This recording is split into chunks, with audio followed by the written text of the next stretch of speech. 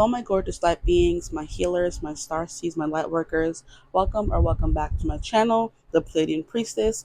I have a juicy reading for you guys today, as always, so stick around for the topic of today's reading. Hello, guys. If you're still here, welcome. Thank you for sticking around. The topic of today's reading is going to be, why are people drawn to you, and what first impressions do you give off? So I feel like those two kind of like interlock. Like, why are people drawn to you is the first impression you give off. So we're going to try to get into both in today's reading and see what comes through for you guys. So if that's something that you seem interested in, then you can stick around for the today's reading. Okay, so as always, we have three options for you guys. We have group one, which is the temple path. I would pick it up, but multiple cards came out. I don't want to mess up how I just, I like the way they're sitting right now, so I'm gonna leave them alone. For group two, we have attachment, okay, and then for group three, we have fourth chakra, Archangel Raphael, okay. So you're gonna choose the image, the topic on the card. The numbers 1 through 3 that call out to you the most, and I just realized I forgot to light the candle, so it will be lit in your reading. Do not worry. But yeah, you're gonna choose your option, and then I will definitely be seeing you guys at your reading. Bye. Hello, my gorgeous group ones. Welcome to your reading. If you chose the temple path, if you chose the number one, if you chose the energy coming off of group one, then welcome to your reading. However you chose, thanks for being here. So today's reading is definitely going to be about why are people drawn to you and what first impressions you give off. I kind of realized when I was getting into the topic of why are people drawn to you, I was like, it is kind of your first impression, because how they view you when they upon first meeting you is how they're going, is why they were drawn to you in the first place, kind of thing. So I know you know where I'm going with that, or I hope you do. So we're going to be getting into that in today's reading. You guys chose the temple path, so immediately it's like you're giving sanctuary, you're giving wisdom. It's like you're a church, you're a temple. You always have the answers, you have the knowledge. Temples like also very spiritual. So you come off as someone who's very spiritual. I'm hearing who's an old soul, who's a beacon of light for people who are lost. The kind of how the church represents a beacon of hope for people who are lost. If you go to a church, more likely than not that you will find sanctuary, a place to stay, something to eat. Maybe you can make a phone call, that kind of thing, or they will help you find the resources you need. So people know upon first meeting you that there's someone they can trust, someone they can put their faith in, someone that will make them feel safe and secure and help them along their path, okay? So you could be like a beacon for lost souls. It's kind of the vibe that I'm getting for you guys, which is why people are drawn to you. You just always seem to have all the answers. And I love how the temple path is 12, and 12 is like hangman kind of energy. And the hangman is definitely all about staying in one spot until you've learned all that you've had to, all that you needed to, or all that you were supposed to learn, and then moving on to the next thing, which would be death, which is an ego death. Um it's an actual death in your life where you're kind of, I'm hearing when people grow up, they must put away childish things, that kind of thing. It's like a Bible saying, I would say. Something that I just remember hearing growing up, growing in a Christian household. So it's kind of like, when you are an adult, you must put away childish things, that kind of thing. And that's what the hangman is kind of saying. Whatever you learned in that hangman phase, in that stasis, okay, um, you must now put to bed and begin anew, kind of thing. If it makes sense, I think it does. It makes sense. So that whenever we learn a lesson, we come out of that lesson a brand new person, because we can no longer see things as we used to before, because our eyes have been open to certain things. So I kind of feel like you give up that energy to people. That's why they're drawn to you. They know after meeting you or upon meeting you, they'll never be the same again. And I feel like I'm hearing in all the best ways. So you're definitely someone who helps people find their right path. You give them the knowledge they need, the advice they need, the wisdom they need, the insight they need, all that kind of stuff, which is why people are drawn to you. So I don't know if you have a beacon on your head saying that you just know things, or people are just drawn to you because that's your energy. You're meant to be someone who helps people move on. You're meant to jumpstart them or push them into that hangman stasis, where they start that hangman stasis where they start rethinking things about their life, like, oh, maybe I have been doing this wrong. Have I been doing this the wrong way my whole life? Like that kind of thing. Provide insights, temple path. So people come to pray with you. Maybe you literally do have like a spiritual forum or a spiritual community or a spiritual practice business that people by word of mouth or people just know or people just find you whenever they need you. That's the kind of energy I'm getting from you. So I'm like, how if they don't know you, that they know that you have what they need? It's like the energy you draw them to you when people are like in a transitional period in their life where they're lost and they need help. They just find you, you know, and you're supposed to spark them or, like I said, help them move on to this person they're supposed to become. So I'm not going to keep reiterating the same thing over and over again. We have Goddess of the Moon, which is also reiterating you knowing certain things, you having certain insights that other people do not have in order to help this person, like maybe uncover secrets or move on from maybe toxic patterns, or it's kind of like the vibe of people, but people are hiding from themselves, you bring to light. So just by being around someone for who knows how long, you can kind of pick or start to begin to nitpick the little things that they could change, you know? Not that you're walking around saying, I'm a perfect human being and I know what you're supposed to be doing and how you're supposed to be living. That's not the vibe I'm getting at all. It's kind of like just by you being around people, you can kind of advise them on things they could be doing better, how they can make better use of their time. You know what I mean? How they can better express themselves, what they can do to kind of just kind of know where they need to go next or what they need to do, you know, to kickstart the next leg of their journey kind of thing. So it's like you're stopping, what is it? A wait stop, a rest stop. I think it's a rest stop. I just remember when I was younger, and living in Florida, we used to go on these long trips, and most likely it was always to Disney World or Sea World or Busch Gardens or something. And the kids, me, not even let me not even generalize and say the kids. Me, I was always excited to stop at the rest stops because we would always be able to go inside and buy stuff with our money. And these trips were the only time I would ever get money. Otherwise, I wouldn't. We didn't really have money. So like they didn't have money to really be giving me, but people would scrounge together money when I would go on trips, and I would have like the financial freedom, you know, you could say for once in my life to buy what I wanted to buy, you know. And even me, I wasn't the child that was spending recklessly. I was going to make sure I had money coming back from the trip, you know. Some kids would go and like blow all their money in one sitting. I was that kind of person. I knew I didn't have it all the time, so I was like, oh, they don't got to know that I have money left over, because I was they scared they would kind of ask for it back kind of thing. So me, I'm like, I can finally go to Dunkin' Donuts and get like a hot chocolate. That was my favorite thing to get. I would always stop and get like a hot chocolate or like, you know, hash browns or whatever, because they were not that expensive. And I would know that I would have money when we got to the place we were going, Disney World, whatever. And then I would also make sure to always think and be cognizant and save money afterwards. You can kind of be that person, you know, for other people where it's like, don't spend your money in one sitting, maybe save some or save some for a rainy day or, you know, that kind of thing, which seems like common sense or something that is obvious, but it isn't, because there are some people that may it be people in your family or friends or people that you think you know very well, and they just do things so differently than you, and it just doesn't make sense sometimes, because it's like, why would you blow all your money in one go when you don't know what tomorrow brings? Or why would you eat all your food in one sitting when you still have the rest of the day to eat? That kind of energy. And some people like me, nobody had to tell me to save my money. I would always just save it. Some kids aren't thinking critically that way, you know? So it's like you're old soul wise by your years. You were thinking of things like a more like um for the long term, where other people are thinking of the now. You're thinking of, what about tomorrow? What about when I go back home and I still don't have any money? Let me save money for then. You know, that kind of thing is the vibe that I'm getting here. Like we would stop at the rest stop, and then we would just be able to go crazy and buy snacks. If you didn't have any already, we would be able to buy like food. If you need a little food, we would be able to stop and like go to the bathroom if we had to use the bathroom. Like that's kind of the vibe that I'm getting from you. People stop and rest and like stock up on knowledge, stock up on food, stock up on energy. You know what I mean? Whatever they may need, you kind of have. Is the kind of vibe that I'm getting, you know? Goddess of the Moon is definitely someone who is very enlightened and brings enlightenment wherever they go. So, like I said, people are drawn to you when they're in a phase of needing to blow up, needing to become more efficient, become better, think of things in a different way, step into a new phase. All of those things apply. And then here we have the door to healing and happiness, which is absolutely the kind of amalgamation I think it's amalgamation of these two cards here, honestly, which is why maybe I felt called to save it for last. Okay,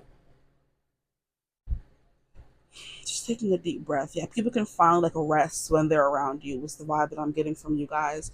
They can finally like breathe a breath of fresh air because they know they are safe for the moment. You know, it's giving me the vibe of someone who had to use the bathroom for the longest time.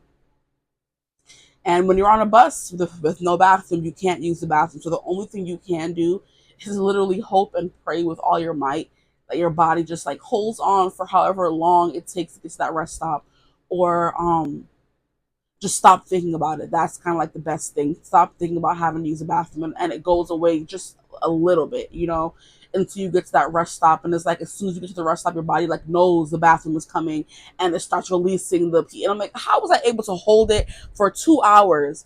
But as soon as I get to the bathroom, I can't even hold it for a few seconds more. Makes no kind of sense. And it's because your body feels that relief coming. Your brain is telling them, hey, we see a bathroom, and our brain is saying we can finally release what we've been holding on to for the longest time, and get that relief. you know because nothing feels better, nothing in life, I don't care, feels better than having to use the bathroom and finally being able to release all those toxins. I'm like, why didn't I use any other example? There's a lot of examples I could have used, but pee, you're not supposed to hold it in. You're supposed to let it out. It's all the toxins coming out of your body.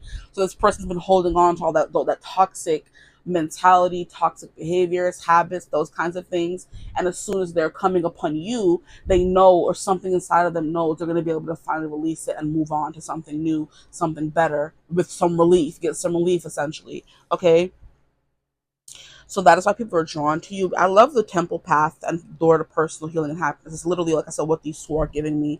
With the goddess of the moon, and it's funny how I was at this person. I was gonna say something about people coming to worship you, kind of thing. So people come to you knowing that you have the answers. They could bring kind of like, what is it? Bring rations, or bring, what you put on your altar, those kinds of things. They bring it to you knowing that offerings essentially is what it can be called as well. They bring offerings to you knowing that you're going to help them, kind of thing. And it's also like an equal energy exchange. It's not them just taking from you. They may have something you need, and you're going to give them what you have, like a transaction essentially, where you're not just where people come and take. No, at that moment in time, you guys both have what the other person needs, and that's why they're drawn to you. So this person may stay in your life for a season, and you may never see them again, but you guys were meant to help each other at that time. Or they may be in your life for a reason, which they stick around longer because they have more of like a long-term purpose in your life, that kind of thing. Or that, like, vice versa. I'm not saying that they're doing something for you, which I do feel like they are. You guys both have, you're in each other's life for a reason or a season.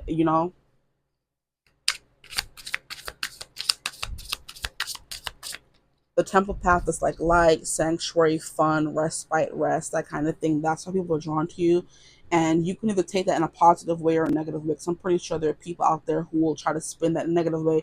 Oh, people are coming and trying to take away from me, and you know what? We're not going to focus on them, okay? And people will find a reason to bitch, to make a. They'll find a way. They'll find a reason to do it. They will.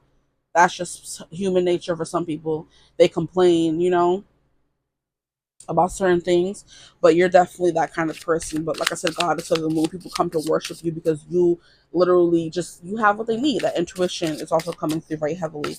So please, spirit, can we get more messages for why people are drawn to them? You have two of swords. Yeah, you help them make the best decision for them in the moment. It's like that good advice you have.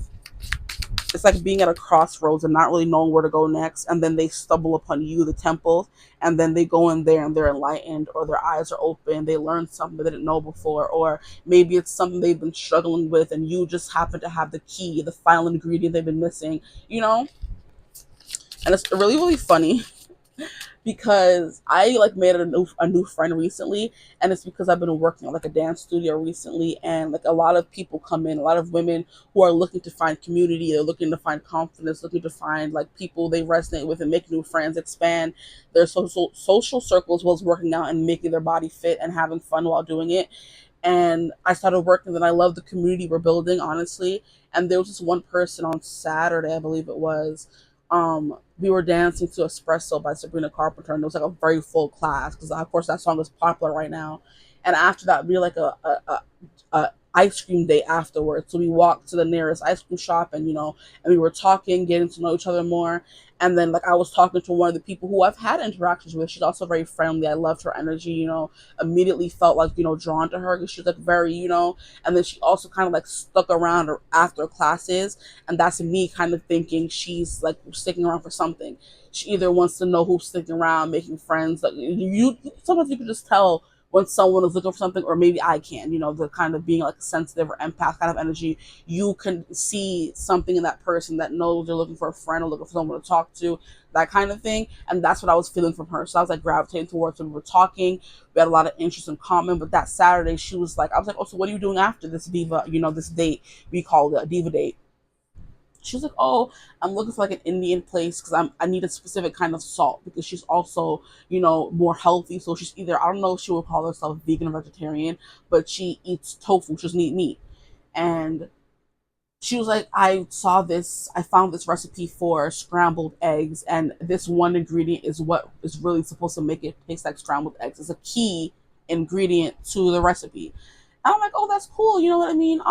So we started walking, and once everybody dispersed, it was me and my other friend. We were walking. Like, oh, so what are you doing afterwards? We were like still discussing plans and like walking in the same direction because we were, all going this one direction. And I was like, oh, I might go to a movie because, you know what I mean? There was like an app that I have was having a deal for a movie. And I'm like, I might as well use a deal and go to see a movie. And she's like, oh, really? What is it? And I'm like, do you have T-Mobile kind of thing? And like explain to her how the deal works. And then we ended up like going to the movies afterwards. But it's funny how her needing that key ingredient and us have just being at that place at the same time on Saturday, and me asking her, oh, so what are you doing? And then us walking in the same direction, and then me mentioning the movie and her saying she was to come along. And then we ended up having a fantastic day. It was really great. And like, I love meeting new people, with different experiences than you or with the same experiences like you. And it's like you met each other at that crossroads for a reason because this person is meant to be in your life for a reason. The way in order for the scrambled eggs to taste like scrambled eggs, even though it was tofu, she needed that key ingredient, which I believe is like Indian black salt for anyone who is, interested in who eats tofu and wants to like and miss scrambled eggs or something like that. You know what I mean? But it's like, a key ingredient in your recipe. You were meant to be this person for a reason. The Two of Swords crossroads. And it's kind of like you don't see it coming. Now we have King of Wands, which is also the same kind of energy where you are like the boss, the leader, the person who knows where to go. And in another reading, I was also using the example of you're the friend that is good with directions. You're the friend that even if you're lost, you know how to get unlost. The example that I was using is how everyone, well, not everyone, because not everyone probably knows this, but how it is said that the North Star, wherever you are, if you're ever lost, just follow the North Star and it will lead you to civilization. So if you're ever in a desert or you're in a forest or you're in somewhere where you're lost and your direction is all skewed, just follow the North Star because the North Star leads to civilization. So that's literally kind of the vibe that you're giving off, where you're the friend who knows where they're going. So everyone feels comfortable like following you. You just seem to have the answer. That's the energy that's coming through.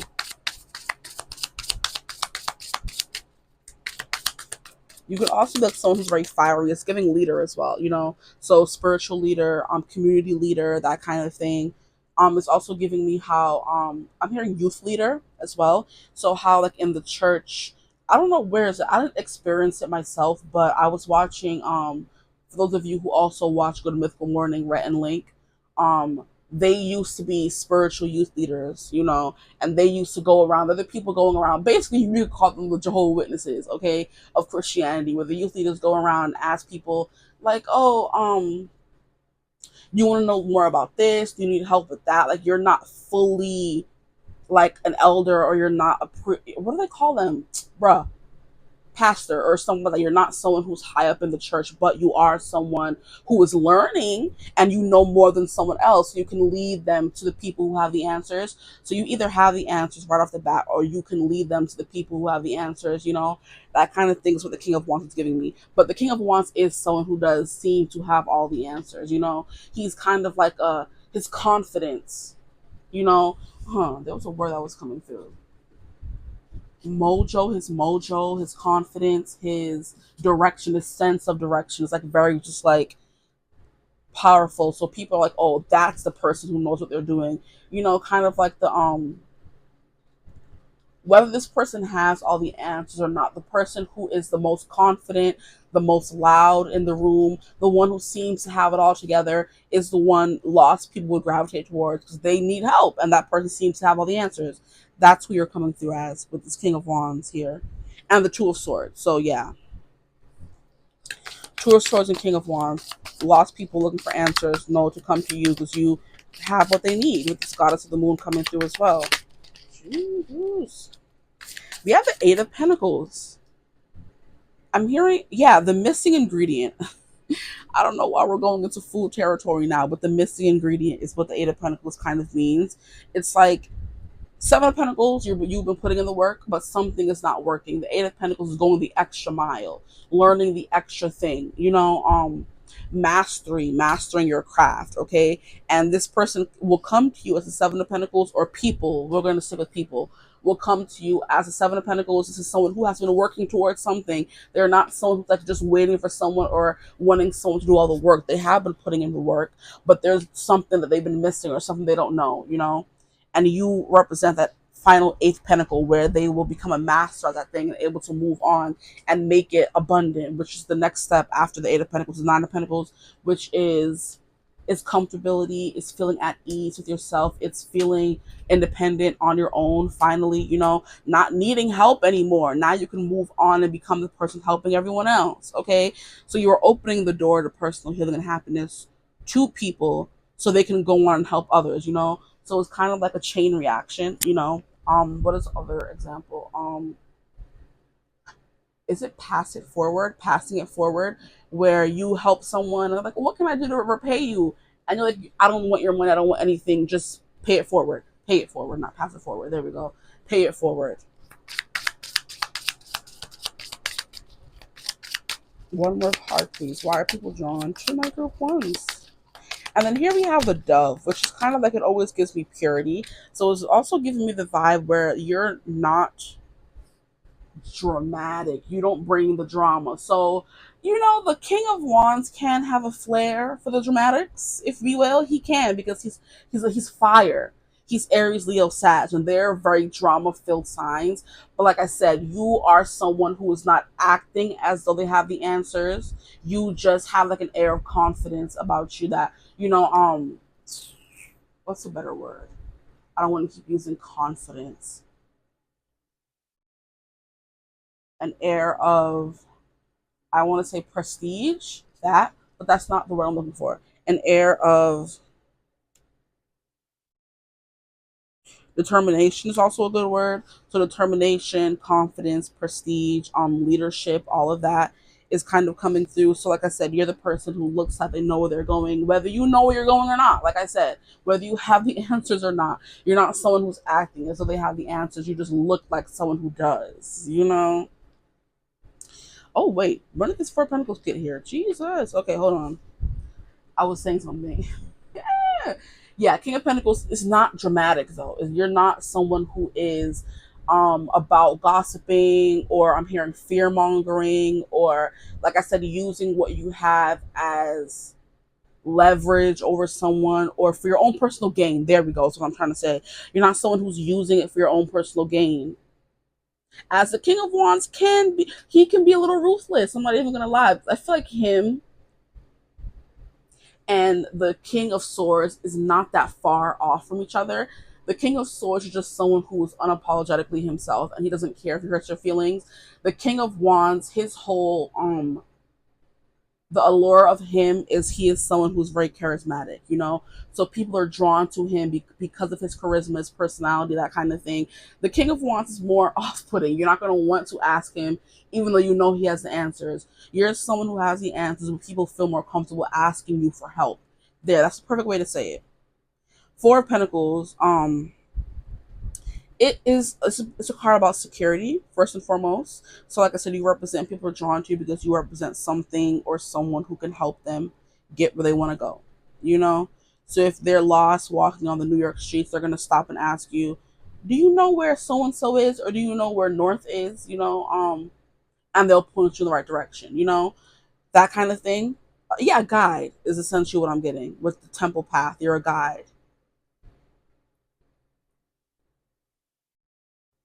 But see, you're someone who I'm hearing stoic, someone who's composed, someone who has it all together. Because look at how this guy is sitting here on his throne, okay, almost like the King of Wands, but he has his hands like, I'm pretty sure you can see him.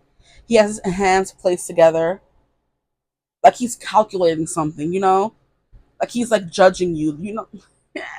See, so maybe you do give up a little King of Swords energy sometimes, but I do feel like it's not as like off-putting, with the King of Wands coming out. You do it in a way where people feel safe asking you for help. But the Four of Pentacles, the way he's sitting here with his hands together like this, any movie we've ever seen where this person is sitting behind their desk in their office, their hands are steepled together like this, that is someone you're coming to asking for help.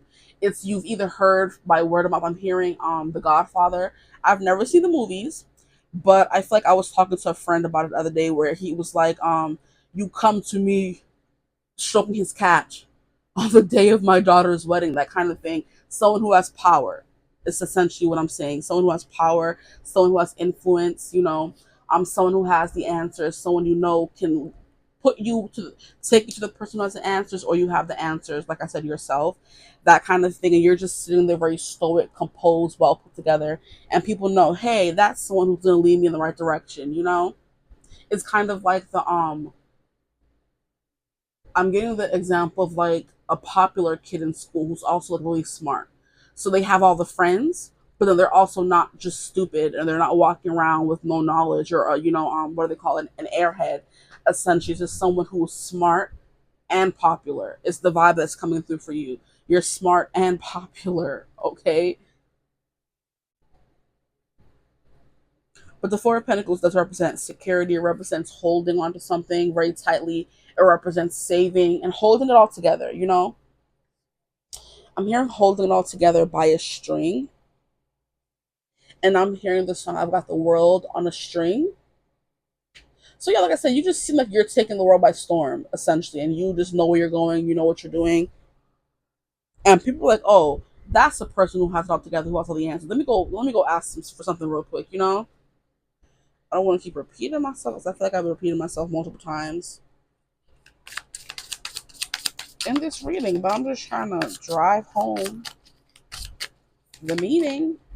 Here we have the Fool. See, yeah, people who are embarking on a new journey, embarking on something they haven't done before, you're the kind of person that they would need or want by their side. So whether, like I said, it's someone who's like, oh my gosh, I was doing, like, I know y'all seen those freaking ads on YouTube that always just happen to come on when you're watching like a tarot reading, where they're like, I was in a relationship with this person, and they were like cheating on me, and I just had to go to psychic Sandra, and she like sent me in the right direction, and she told me everything I needed to know, and I was able to find peace. Like, and I'm trying not to mock the people in those videos, because obviously tarot readings are helpful, okay, but just the way they spin the story, they make it seem like this person like saves my life and I would have been lost without them, which could be true, but the way they put on the theatrics just turned me off. So essentially, like I said, and I just found psychic Sandra, and she sent me in the right direction, and oh my gosh, I would have been lost without her, kind of thing, is the energy that people are going to other people with about you. So in this instance, you're the psychic Sandra, and they're like, oh my gosh, I went to this person, you, my group ones, and they put me in the right direction. I was lost, and I was like found when I found them. What is that song? I was lost and now I'm found. Is that Amazing Grace? Maybe some of you, your name could be Grace. But like, and like I said, that's the vibe that I'm getting. You're not judgmental like the King of Swords. You are relatable, charismatic. You're like a slimy, I don't want to call you slimy, but like a politician who's able to convince people of their policies. Like, yeah, I'm going to make that work for y'all. And then everybody votes for them. You have that air about you, or people just want to believe everything you say. but you're not giving the slimy, the dramatic, the gossiping, the negative energy that comes. It's just like pure, because you have door to healing and happiness in the temple path, you know? So obviously you're on the temple path, like I said, one of those youth leaders, and you may not be a pastor yet, but you're working up towards that, you know? So you will be one day, but you still, at least right now, have more knowledge than the person who is drawn to you in this reading, okay? But the fool is like someone who's lost and now they're found. You know, they were blind, they can see. I can't. Anyway, yeah.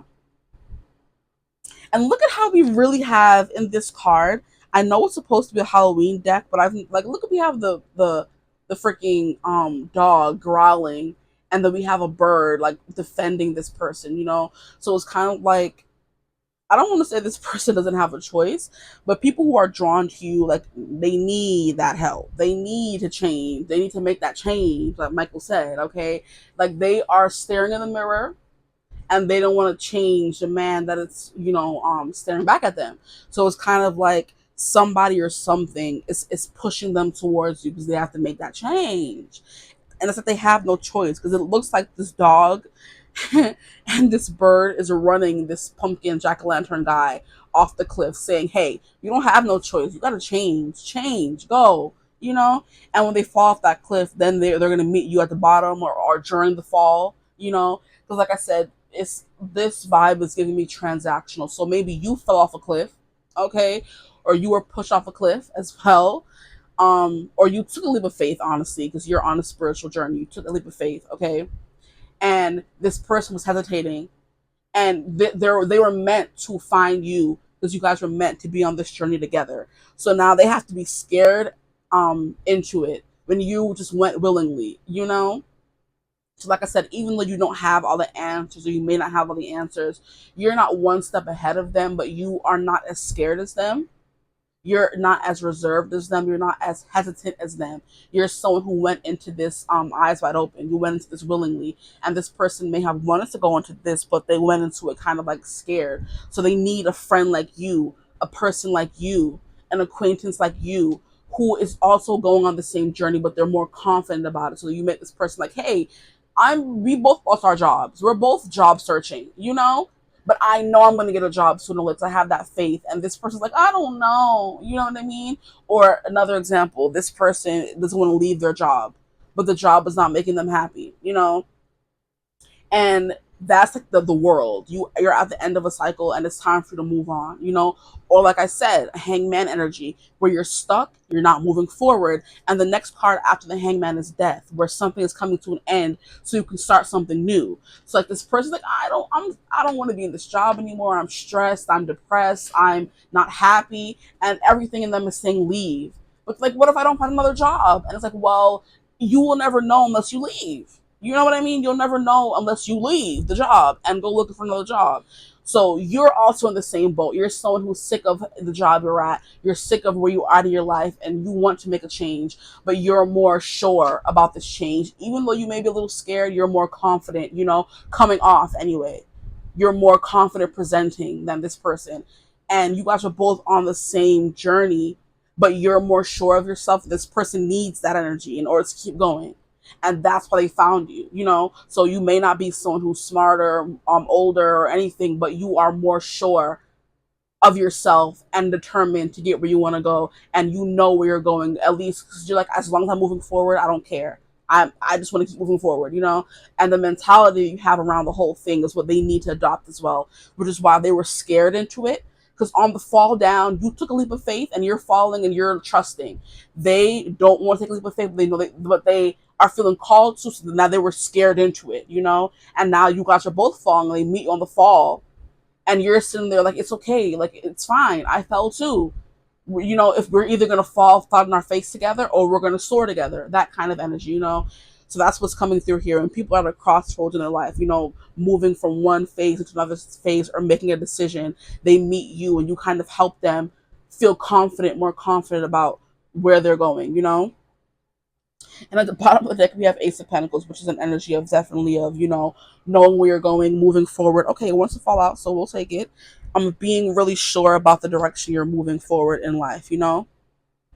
And because you're more sure about it, they're going to be more sure about it. Or at least they're going to fake it till they make it. Okay, so why are people drawn to my group ones, please? Can I get an energy for why they're drawn to my group one? So you guys are the spiritual leaders, you're the youth leaders, you're the pastors, you're the people that they know they can come to if they need help. No judgments, no drama, no gossiping and you telling their business to somebody else, you know. It's like you're a vault, essentially. Like when you come to for what is it called? You come to confession, I think it's called, and you tell them everything you've been doing, and the pastor or priest or whatever is supposed to take that and kind of like that's it. You know, they're like a vault. No one is ever supposed to know what you told them. And you know that kind of thing, you know? Here we have gifts, surprises, presents, and openings. So people are or drawn to you because they know that you're a gift and they met you for a reason. And look, we have home fell out or wanted to fall out. I can't take all of those. You are sanctuary. We have union. Okay. Temple path could also be church and marriage. So you could be someone people want to settle down with. That's why, because they know that you have all the characteristics they would want in a person. So, for example, people who are looking for someone who's confident, who is driven, who is determined, who is always going after what they want, even if they're scared, you know, relentless, you know what I mean? Fearless, courageous. Those are the people that are going to be drawn to you because that's what they're looking for, you know? People are also, like I said, pleasantly surprised to you because you surprise them in the best ways. They're drawn to you because you give them all the good surprises in life, you know? And I do get the vibe that you're spiritually protected as well with the goddess of the moon, the temple path, and door to healing and happiness. People know by being in your life, they're going to have to heal, you know, do some personal healing, but it will also lead to their happiness. Like I said, whether it's just for a season they're going to supposed to be in your life and meet you, or for a specific reason, it's going to be more long term, you know. Why are people drawn to my group one? That's all the way that thing. Yep, you have union and courting man. So people are drawn to you because they know that you are their peace, you're there forever, you are their sanctuary. You know, if they're feeling lost, they're gonna feel found in you. Is definitely the vibe that I'm getting here. People come to you and they're looking for new beginnings because you allow anyone to, you know. I'm hearing, like I said, you show them grace, amazing grace. How sweet the sound that saved a wretch like me. I once was lost, but now I'm found. Was blind, but now I see. See, all that's coming through for y'all. You show people grace even if they have done the worst of worst. You know that anyone can be redeemed. I don't want to say anyone but maybe you believe that. Let me not put my 2 cents in. You believe that anyone can be redeemed, and they know that even if they are shunned by the rest of community and society, they will find that sanctuary in you, you know.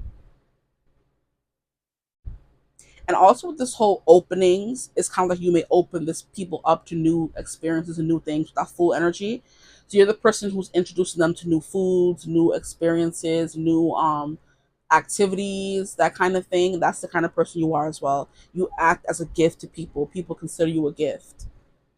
And then here we have freedom at the bottom of the deck, which says casual, being single, and lightness. So people are drawn to you because you're single, okay, for some of you.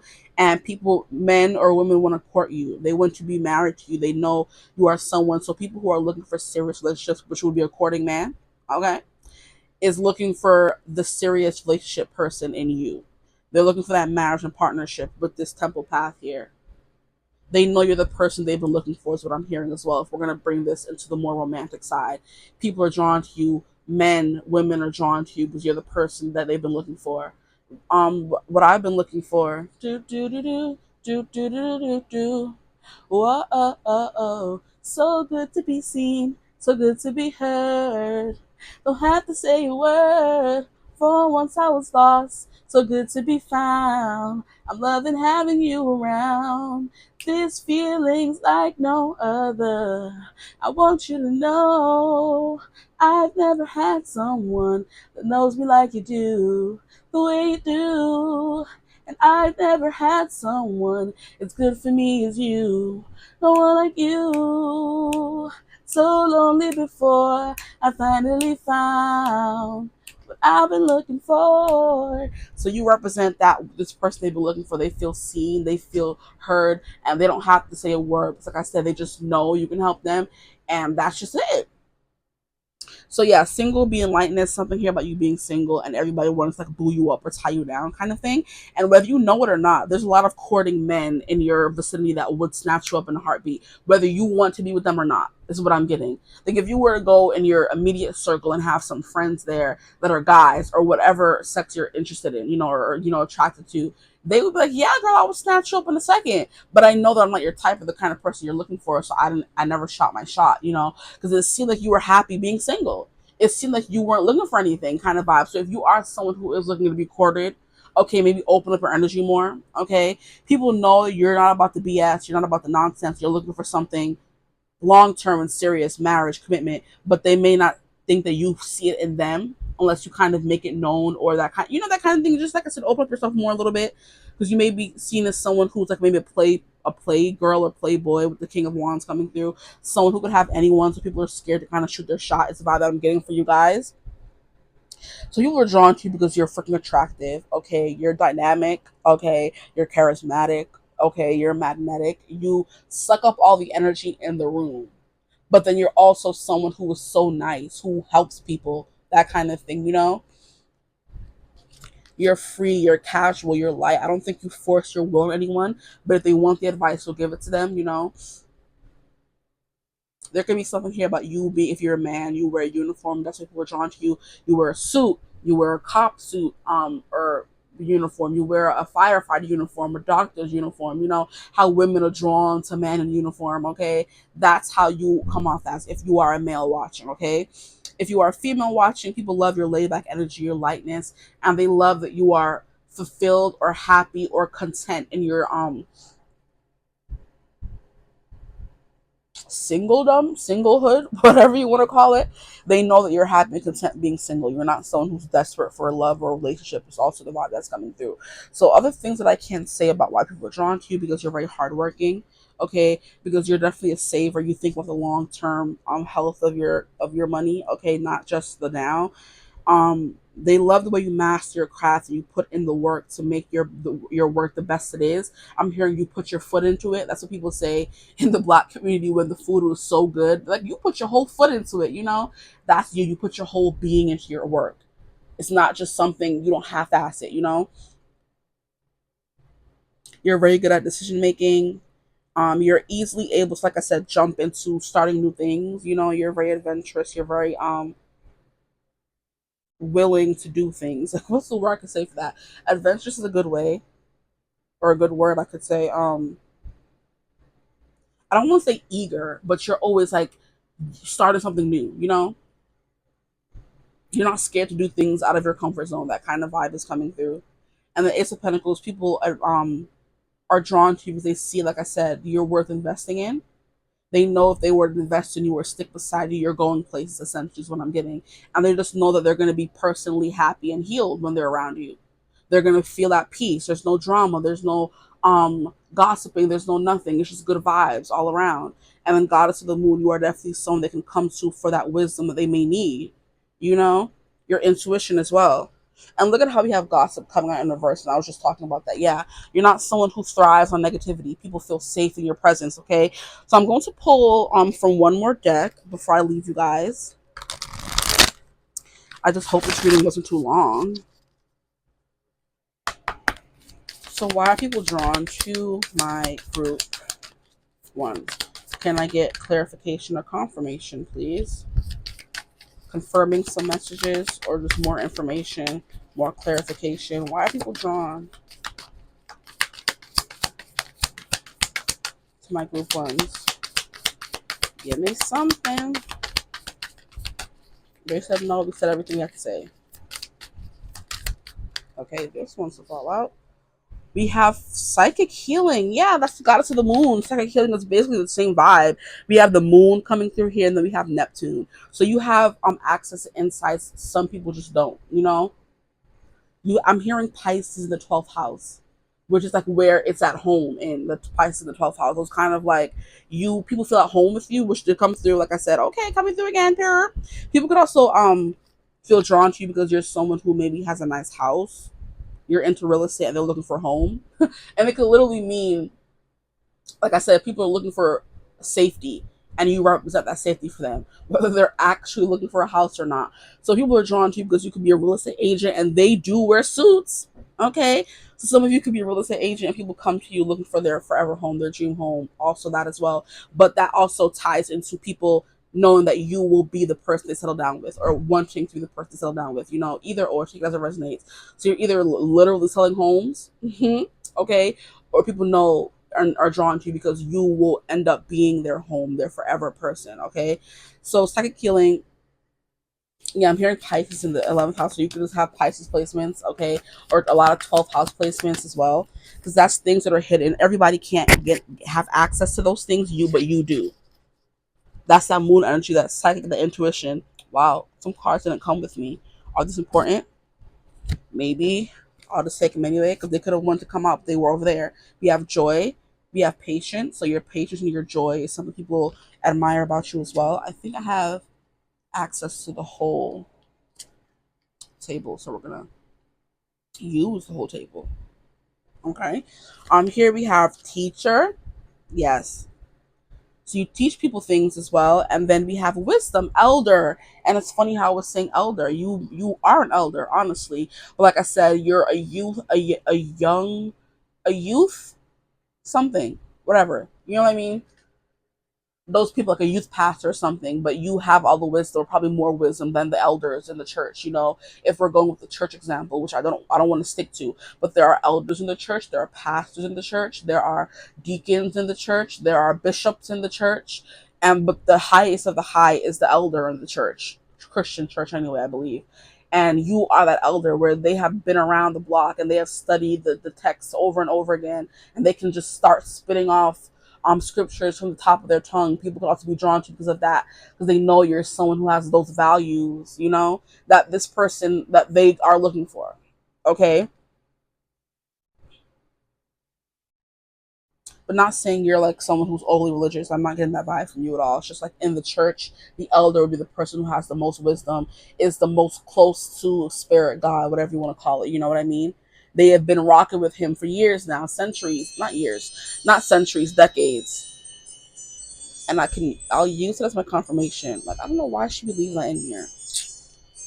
But look at how we have this little mirror here. It's like giving you can see into the future and heal people with this door to personal healing and happiness, goddess of the moon, temple path. Yeah, these are all just confirmation. And arnica is also something you put on wounds to heal. I must always just say that when it comes out.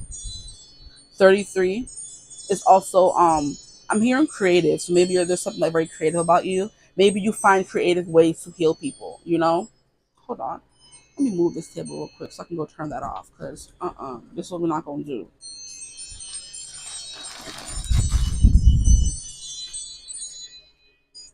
Shut up. Bag. This is my fault for waiting for the mid-afternoon to film, and I know everybody gonna be home. So here we have Saturn. That is also wisdom energy coming through. Saturn is the wisest of the planets. I feel like when we are in our Saturn return, that is when we like become a full adult. It's like around 28, 29, 30, or up to 32. I feel like it's our whole Saturn return, I believe. Don't quote me on that. But it's like when we finally are an adult. People say, oh, when you're 18, negative. When you're 21, negative. When you're 25, no. When you're 28, that's when you are fully like are seen as like an adult. When you finally like find yourself in a kind of way, is the vibe that I'm getting. So people may feel like they leave your I'm hearing tutelage. They leave your presence, they leave your comfort, they leave your company feeling enlightened in a way. They learned something by being around you. Even if they just met you one time when you guys had a conversation, they learned something from you. Teacher. There is something here about the moon because we have this wolf here howling at something. And then we have a door open and she's in her house putting together a concoction, which I'm pretty sure is arnica, and that heals. So that just keeps coming through. Healing, healing, healing. That's why people are drawn to you. And look at how we have this woman here. Maybe, yeah, I was supposed to see this. Hummingbird is also giving me music, okay? Or beautiful, vibrant colors. People are drawn to you because you wear beautiful, vibrant colors. But look at how she's blowing something out of her mouth. And then that's the same exact thing the wolf is doing. Hope you can see it. So yeah, horsetail patience. You're also someone who's very patient, which is a good teacher. Like I feel like people who are patient make good teachers. I am not the most patient person. That's why I never went into the teaching profession. But yeah, you're good at that. Or maybe you would have the capacity to. You're more patient than you give yourself credit for, is what I'm hearing as well. So I'm going to stop it there and leave it there. And I hope this didn't resonate. If it did, feel free to like, comment, subscribe, join the tribe. We'd love to have you. If you would ever like to book a personal reading with me, you could always get in contact with me using my email in the description box below. But I hope you have a beautiful, wonderful day whenever you're watching this reading. And as always, I will see you guys in the next one. Bye. Hello, my gorgeous group twos. Welcome to your reading. Today, we're going to be getting into the topic of why are people so drawn to you? Okay, so if you chose attachment, then you are in the right place. And I don't know why when I was starting the intro, I wanted to get into Today, we're going to be getting into does it pancake or does it pizza? Something that's like a topic that they keep coming through the readings today. That's something that Rhett and Link do on their channel, Good Mythical Morning. So maybe we have some Good Mythical Morning fans here. Mythical Beasts. I was trying to remember what they call their fan base. We have some Mythical Beasts in the chat saying, "I love Rhett and Link." Yeah, but I wanted to say that if you chose this, today we're going to be getting to the topic of will it pancake? If you watch their readings, you know what I'm talking about. If you watch their show, their YouTube channel, you know what I'm talking about. Okay, so for you guys here, we have attachment. Okay. Um, Anytime I see this card, I always like a bad vibe, and I'm pretty sure you can understand why because you have a lady who is tied to this post. Hey, chained to it. Okay, bound to it. Let me stop. I can't. I'm sorry. Bound to it, and she has a mask she's looking at. Like it's kind of like, do I want to? This mask is keeping her bound to the post. Is what I'm hearing to say. So once she released this mask, she's able to maybe release herself from the post as well. So it's kind of giving me, it's coming through again, actually, the hangman, where the hangman is like usually portrayed in decks as someone who is hanging upside down from a tree. They're chained to the tree, but they have the key in their hand to unlock it. So it's kind of like they want to stay stuck because they have the tools, the knowledge, the wisdom, the know-how to move on or unlock themselves from the tree, but they will not do that. You know? So maybe I think that's why people are drawn to you. Um People could like get attached to you very easily, or maybe you have the attachment issues, it's giving like codependency maybe a little bit, so people cling to you because I'm hearing people who want to feel needed may cling to you because you have codependency issues, so they know that you're never going to leave them, which is, I know, is very toxic to say. Don't be mad at me, I don't want to hear nobody in the comments coming for me, so I will come back for you. Okay, yes, must believe, but I'm just saying what is coming through. I'm sorry. So either you have attachment issues or codependency issues, and people find themselves attracted to that because, like I said, when you are codependent on someone, you cannot be independent. You need someone there to validate you, make you feel good, that kind of thing. And that could be you, or you attract those people. So take as a reference, if you're so adamant you're not codependent, then it could be you attract codependent people. That's what people are drawn to. But this is why people are drawn to you. Yes. Okay. So maybe you make people feel secure. Okay. Maybe you provide that secure attachment to codependent people. Okay. We'll put it that way. What other cards we have here? We have appreciation. Hmm. See. See. Mm.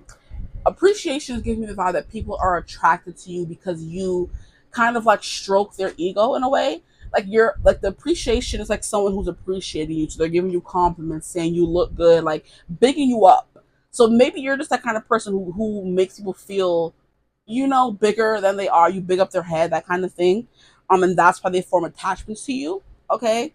I'm just saying all the things that come through. So please, in general readings, jeez, this itching, in general readings, take what resonates for you. Okay, that other part may have been for someone else, but I'm just, like I said, saying everything that's coming to my mind. So here we have this flower appreciation. I'm hearing you give people their flowers, which is why they're drawn to you. There are some people who refuse to give compliments because they're just so ego driven. Their head is so big. You know what I mean? Even if you look good today, they'll never tell you look good today. You know? Even if you did something really well, they won't tell you did something really well. They just don't want to give you that validation. You know what I mean? I don't think you're that way. I'm just giving examples. I feel like you are the opposite of that, which is why people feel drawn to you because you give them that validation they need. Now, what I just peeped is that 15 is devil card energy, which is attachment. So we have attachment here. Yeah.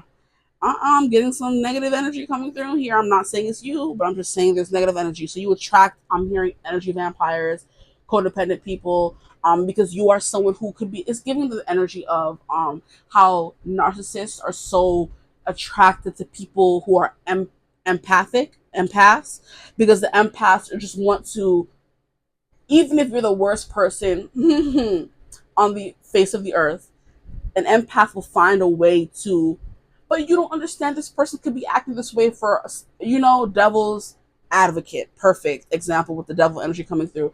You always play devil advocate, whether you agree with the person or not. I know for people like this, get on my nerves, child.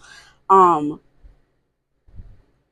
if someone is doing something bad, so for example, I have a friend, I don't want to be airing her business, I'm not going to say names, but she is with this person, okay? And whenever she's complaining about her family and saying they did, for example, um, I think she was telling me, she, I don't want to be on her business. Dang. Okay, so someone who was at her house, her brother, said like a snarky comment about her, and her other siblings laughed at it. But then when someone said a snarky comment about the other sibling, oh, the sibling was mad. But then they were the ones who was laughing when they were saying something about her.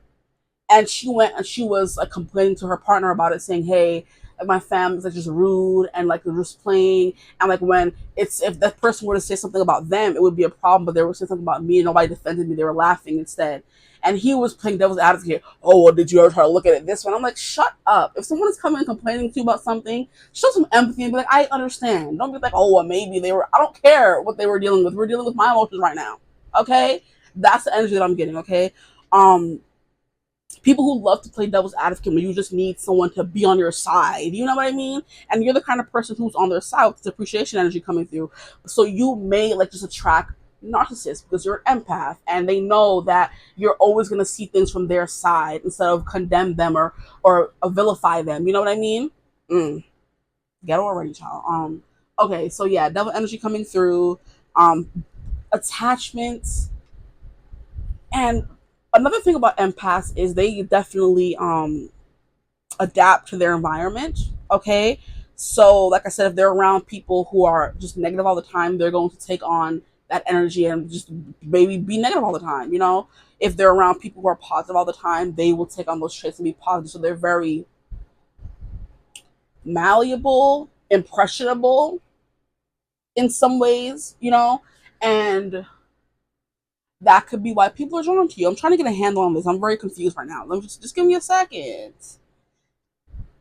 Like I said, yeah, they turn into the people they have to be in order to get through that energy, which is why we have this person who is chained to their people. Some people will look at being an empath as a good thing. Some people look at it as a bad thing. It's like you're stuck to this post of forever looking at things from someone else's perspective. Even if they hurt you, they did you wrong. How people. I was watching. It's funny because I was watching a video yesterday. Let me finish what I was saying. I'm sorry. I'm everywhere. Okay. You feel like you're chained to this feeling of always looking at things from other people's perspective, to the point where you always have to wear that mask. You can never like be who you are because you're always taking on the traits of the people around you. So empaths do have a problem like knowing who they really are sometimes because they're taking on the energy of people around them. So it's like, am I actually that person, or am I just being that person because that person's that way? You know what I mean? Impressionable, like I was saying. But anyway, there was this video that I was watching on TikTok, I think it was just yesterday, where the girl, I think her name is Melissa Benoist or something, she played Supergirl on CW. And she was saying how it was funny how she was playing the strongest woman, the woman of steel, the strongest woman alive, while she was going through a marriage where her husband was abusing her. So it's like a juxtaposition. You're playing someone who's supposed to be the strongest woman ever, and then you're going home to someone who's abusing you. It was crazy. And then she was saying how she never thought, how everybody's like, oh, that'll never be me. Oh, I could never let somebody do that. until you're in the situation and how it's different, and how even after everything happened, or even when things were happening, she probably stayed so long because she was an empath, saying, "Oh, this person." Obviously, people don't just wake up and choose violence. They choose violence for a reason, okay? So there's something that could have been going on in his life, okay? Maybe it was how she was maybe more successful at him at the time. And a lot of men have to take issue with that. Women who are more successful than them. And maybe that's why he was trying to, beat her down a peg or two, or bring her down a peg or two, essentially. And even in the situation where that man was beating her up, child, yes, she was still having empathy for him, like, oh, I don't want to leave him, that he's going to be alone, that kind of thing. So like I said, it's funny how she was saying how she was still defending him even now, because this girl is married to somebody else, thank God, okay? And she's still telling her story from then and showing empathy for someone. After a situation of coming out of a situation like that, you would not be showing no empathy for no one who was slapping you up. But she still was, which shows that she's like a behaving like a true empath, and that is why the narcissists are attracted to you, because you will stay even though they're doing you wrong. That's why people could be drawn to you. I'm trying to get some, but there's good. It's not bad. It's just black and white. It's gray area. Because then nobody's condemning you for being that nice person to show appreciation or see things from someone else's side, but it can cause trouble for you. For example, you only attract narcissists. That could be something that you deal with. Whether it's friends or family or relationships, you only attract people who see things from their side, doesn't want to see things from your side. It's always, oh, well, I went through this. That's not, I don't care what you went through. I'm talking about how I'm feeling. Like, ooh, perfect example. I was at my friend's house. I don't know when was it. We were watching Love Island, okay? And there's a guy on there. I forget his name, Rob. If you know the backstory behind Love Island, is you come on the island with there's a original people, and if they're not capable of finding love, they bring in new people every day or so. So it's like you either form a connection with people and you couple up with them, and if someone else new comes in and turns that person's head, they're able to choose a new person or stick beside you. Okay. So for example, in the beginning, Rob and what was that girl's name? Leah coupled up together, and they had a connection, yada yada yada. And then this next girl came in the next day and stole Rob from Leah, but Rob was still sneaking behind what's her name, Liv or whatever's back, and still like being with Leah, but not telling her I only want to be with Leah. So when Liv found out, she was cussing him out and she was being real, catty. I don't blame her, but he was also coupled up when you came to the house. So I don't know why you would think that he would all of a sudden like be loyal to you now. But that's a different story for a different day. Right now we're talking about how, yeah, he was with Leah. Okay, Liv came in, she chose him, but he's still stuck with Leah. 2 days later, next girl comes in, turns his head. He's talking to her, feeling things for her, and just doing dirty, like just being dirty. Okay, and what happened after that?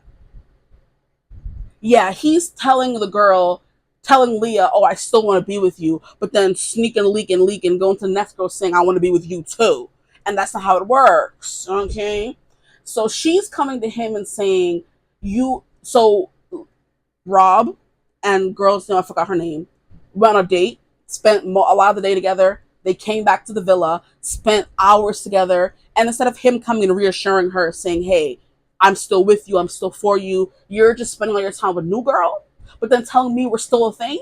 So she went and pulled him aside and said, "Hey, I don't like how you're conducting your business."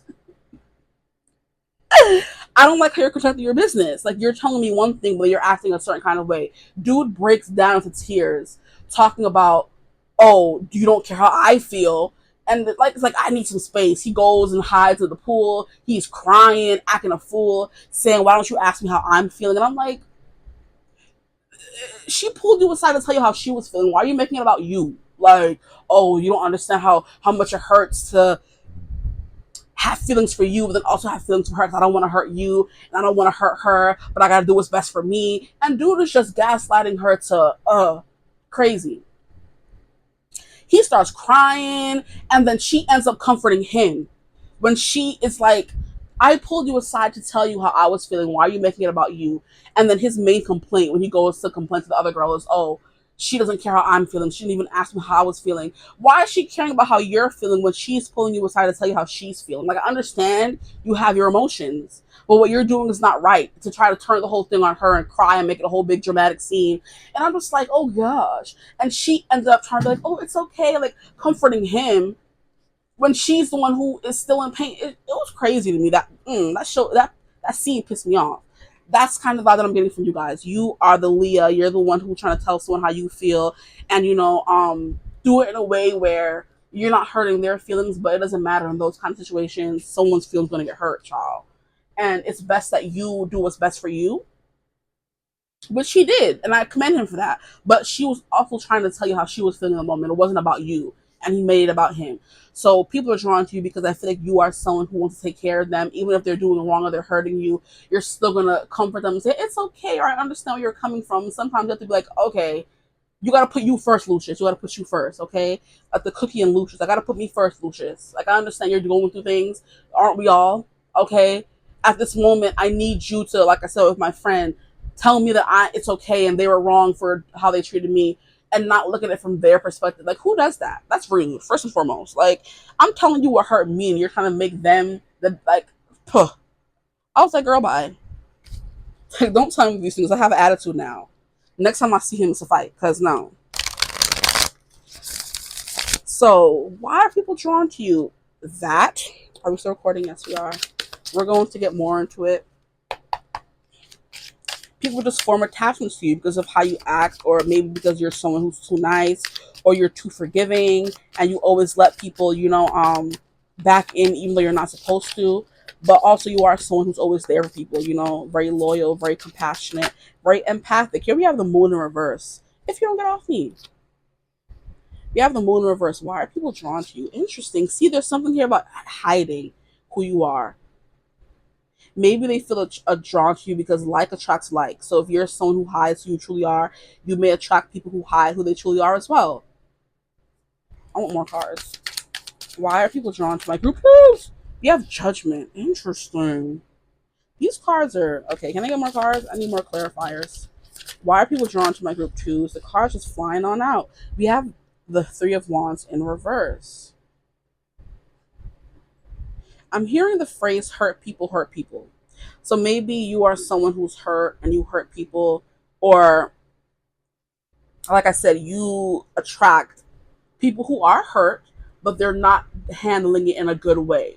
So they end up hurting you in the process. And instead of like cutting them loose, you're trying to make them feel like it's okay or heal them in a way, Ooh, that's kind of coming through too. It's like you're putting yourself to the side to heal other people. And that's why people are attracted. Oh, Lord. Okay, because you hide how you feel. The moon. Okay, judgment though. Yeah, it's given that you bring people back to life because judgment is literally, um, I think it's what's his name, the messenger angel Gabriel. He's coming and waking these people. That's their judgment moment when they're either going to be judged and taken to heaven or sent to not heaven. Not funny, but yeah, that's what judgment literally means. It means your judgment is being tested. So people may think you have good judgment.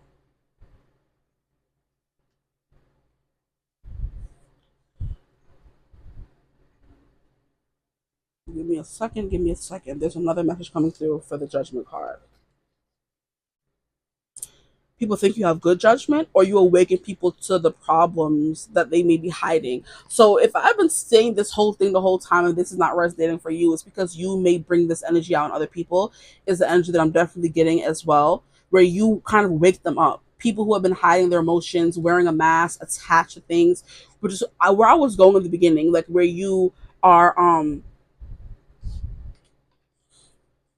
forcing people to look at their flaws, their devil characteristics, their toxic traits, and making them become more cognizant to them. Three of Wands in reverse is someone who is like stuck, I would say. So you help people get unstuck. And that was the original interpretation I wanted to go with attachment, where you help people detach from certain things.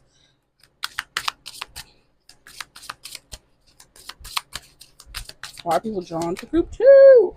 I must be sweaty because the card's just sticking to me. Yeah, look, we have Ten of Swords in reverse.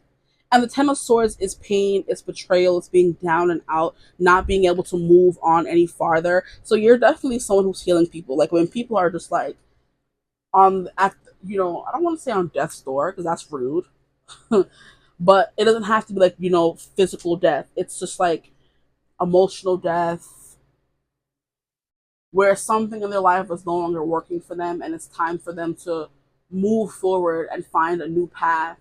And that's kind of where you come in. Because with this judgment, which is awakening, making someone like maybe feel alive again, and then we have Ten of Swords in reverse, which would be the opposite of feeling down and out. That's the energy you bring people. You bring them back to life. So even at their worst, at their most, at their most emotionally depleted, physically and mentally depleted, there you are, maybe showing them a silver lining. There you are showing them grace, compassion, that kind of thing. And it kind of makes them feel like, okay, I get, like, like you're breathing new life into someone who feels that their life has no meaning anymore. Oh my. Okay, interesting. Very interesting. Okay, we're gonna keep going. We have the Ace of Wands in reverse. So yeah, you're someone who's attracting all the people who are down and out. That's all I can say for y'all. I don't know if that's a good thing or a bad thing, because you're either healing them and helping them, or they're just here sucking up all your good energy. You know, people are drawn to you because they appreciate you for the things that you do for them, and that could be taken in a good way and a bad way.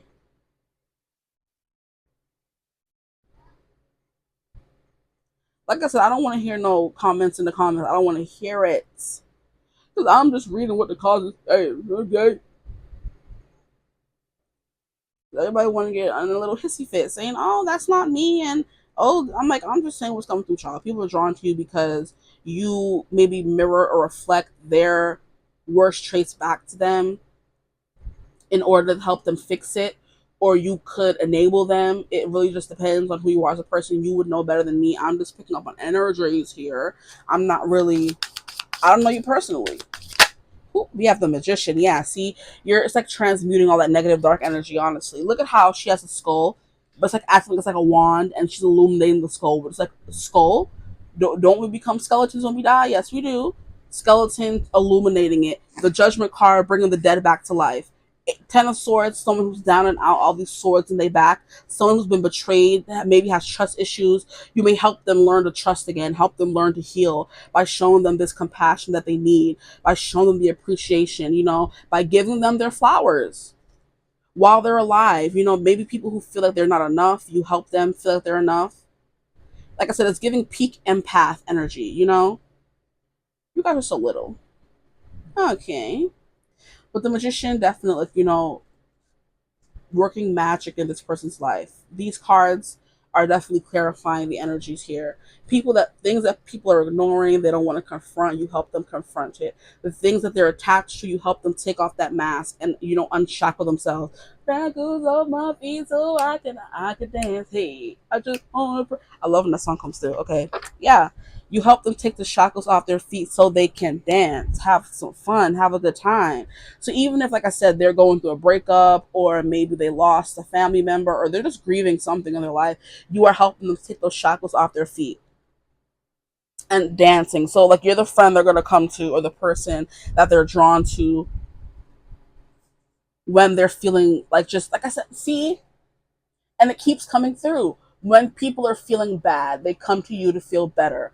That's empath energy you are giving off. And people, whether it's for good intention or bad intention, this is someone who's just sad, they don't know that they don't have to be a narcissist, but they're going to be coming to you to kind of like be cleansed, renewed, reborn, essentially. And that's the kind of people, that's why people are drawn to you, because you have those abilities to help people, like, it's like make a new life with this Magician card here. It's like this is a weird example, witness protection program, where someone cannot, their physical safety, they're in danger, and the police or government put them in a witness protection program, changed their hair, changed their name, put them in a new life. Essentially, yeah, reborn. And you're the person who's putting them through that witness protection program, who's protecting them and giving them that freedom from their old life. So, for example, people who are part of witness protection programs, what are some of the criteria? So maybe they were involved with the mob, for example, and mob has long reach. Okay, um, they can find you. They're gonna find you. You are placed in a witness protection program, so they cannot find you, and you are given a new identity, a new life, reborn. So there we go. Now the message is coming through more. Okay, so either way, you're attracting people who are down and out, who are sad, who are lonely, who feel that their life is no longer working for them, who are no longer happy, and you kind of build them back up. Yeah. Okay. Whew. Shackles off my feet so I can dance. I just wanna praise him. Hey, I just wanna praise him. That song is coming through. I forget the name of that song. Is it Shackles? I don't know, but it's by Mary Mary. And look at how they are literally dancing in the judgment card because this person came and brought down the message. This is also giving me and yeah, I was using that example for your group. The whole, what is the example that I was gonna say? Crap. People, women, and children who have been abused, domestic violence, that kind of thing. If they were to go to a place to seek shelter from that person, they are given a remote location that they can't tell nobody. And they stay there and they help them rebuild their life back up from scratch, literally. And it's funny because I was watching a show on Netflix. It's called Made, where she's running from her, yeah, she's running from her abusive ex-husband. That keeps coming through. So maybe you guys help abuse survivors, because that is coming through like 3 times now. Um, in maid, like she is working as a maid to provide for her child. She wants to gain enough money to move somewhere and go to school. But in order, she has no family that can help her. Her mom is flighty and crusty and dusty, always chasing man, disgusting behavior. So she has to go to a shelter and get help for her and her, I think it's her daughter. So they tell her, you're not allowed to tell anybody where the shelter is as long as you're staying here. It's like a remote place. You can't have phone. If you want to have a phone, you have to make your phone calls out of the shelter because phones and stuff are able to be tracked. So it's like a like, what do they call it? Fort something. It's like a fort. Nobody can find it. Nobody can come in. Only people who are abused. You can't have any visitors. If you want to have a visitor, you'll have to leave and meet someone away from the site you're staying in. So that's kind of the vibe that I'm getting. And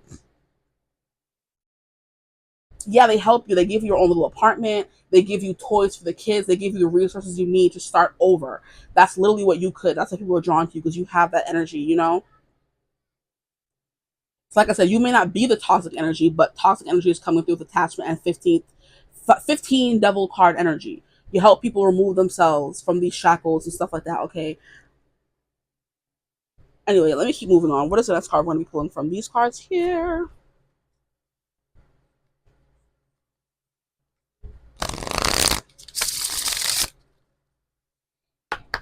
Why are people drawn to my group twos, please? Why are people drawn to my group twos? I'm hearing the Midas touch. You have the Midas touch. And I'm hearing, what is that song? I've got the magic in me. Every time I touch that track, it turns into gold. Everybody knows I got the magic, magic, magic. What song is that from? I got the magic in me. I got the magic in me. That song is coming through. It's a song, obviously, and they're like, every time I touch that track, it turns into gold. So yeah, Midas touch. Here we have passion. Okay. We have long distance. And we have destiny. Interesting. Okay. Hmm. Why are people drawn to my group two? Passion. Your passion for life, like I said, you get people up and dancing, even when they feel like they're down and out, their life is going to crap. You make them, build them back up, make them feel good about themselves. Passion. People could also be drawn to you because you are someone who's very passionate and they feel drawn to you physically. if you get my drift. Okay, maybe people, your hugs are healing. Is this what I'm hearing? And look at how she's literally coddling this man who looks like he's crying in her shoulder. Mm-mm-mm. Long distance, foreign themes, and distance. Hmm. You know what I'm also getting from you guys? Oh my gosh, bro, that's crazy. Codependent people are attracted to people who are like, no, yes, yes, and no. So there are different types of attachment styles. So we have anxious attachment style, we have avoidant attachment style, we have, excuse me, secure attachment styles. And I do feel like people who are codependent are anxious attachment styles, okay? And people who are anxious are attracted to people who are avoidant because it reminds them of why they were anxious in the first place. So, for example, there are people who grew up with no father. When they go looking for love in a man or woman, who knows, they find themselves attracted to men who are avoidant because that's, how can I explain it? Okay, their father was never there, so they always find themselves chasing and having to prove themselves to a man because they didn't have that secure attachment to their father, you know. So women who have a secure attachment to their father will never go chasing behind no man because their father instills certain things in them, saying, hey, you expect this from a man, he don't treat you this kind of way, da da da da. Women who did not have that reassurance go chasing behind men that they feel codependent on the way they felt when their father wasn't there. So basically, men that run is anxious attachment style. Men who cannot deal with confrontation, who will not make you feel secure. Boom. Anxious attachment style. Or the women or men who have a anxious attachment are attracted to people who have avoidant attachment styles, you know, because it reminds them of their father, of always having to chase and find that love, for example. So what I'm getting with this long distance here is that people could be attracted to you because you have an anxious, no, you could have an anxious, there's such a thing as anxious avoidant attachment style as well, where you embody both characteristics, you know. So it's kind of like people are attracted to you because you run, you're hard to get close to. And this is crazy, guys. I don't know what kind of reading this done turned into. And then here we have destiny. Whew. So this is kind of like giving me the hit it and quit it kind of energy, where you kind of sleep with people and then leave the next day, and they chase behind you because you're someone who's like very passionate, and you could, like I said, they're addicted to you physically. Yeah. And whenever you leave them, they feel like they're anxious. They need to have you again, so they run and chase behind you. But you're avoidant. You don't want to be chased. You don't. You want you. Oh, this is ghetto. Oh my gosh, I can't. Wow. That's because long distance. I'm like, how can that translate to how why people are drawn to you? And people are drawn to you because you have an aloof energy, because you're detached, or because you are too attached. So there may be some people watching who have exhibit both anxious and avoidant attachment styles, which, you know, translate to codependency in a way. And you attract people who have those styles, whether you're secure, anxious, or avoidant. It doesn't matter. Whew, boy, y'all are literally giving me whiplash in this reading. I can't. People are like, oh my gosh, this person's always so far away. I want to, because you're so far away and untouchable, people want to touch you even more. Because you only gave them one chance with you and left after a wham bam, thank you, ma'am, they want you even more.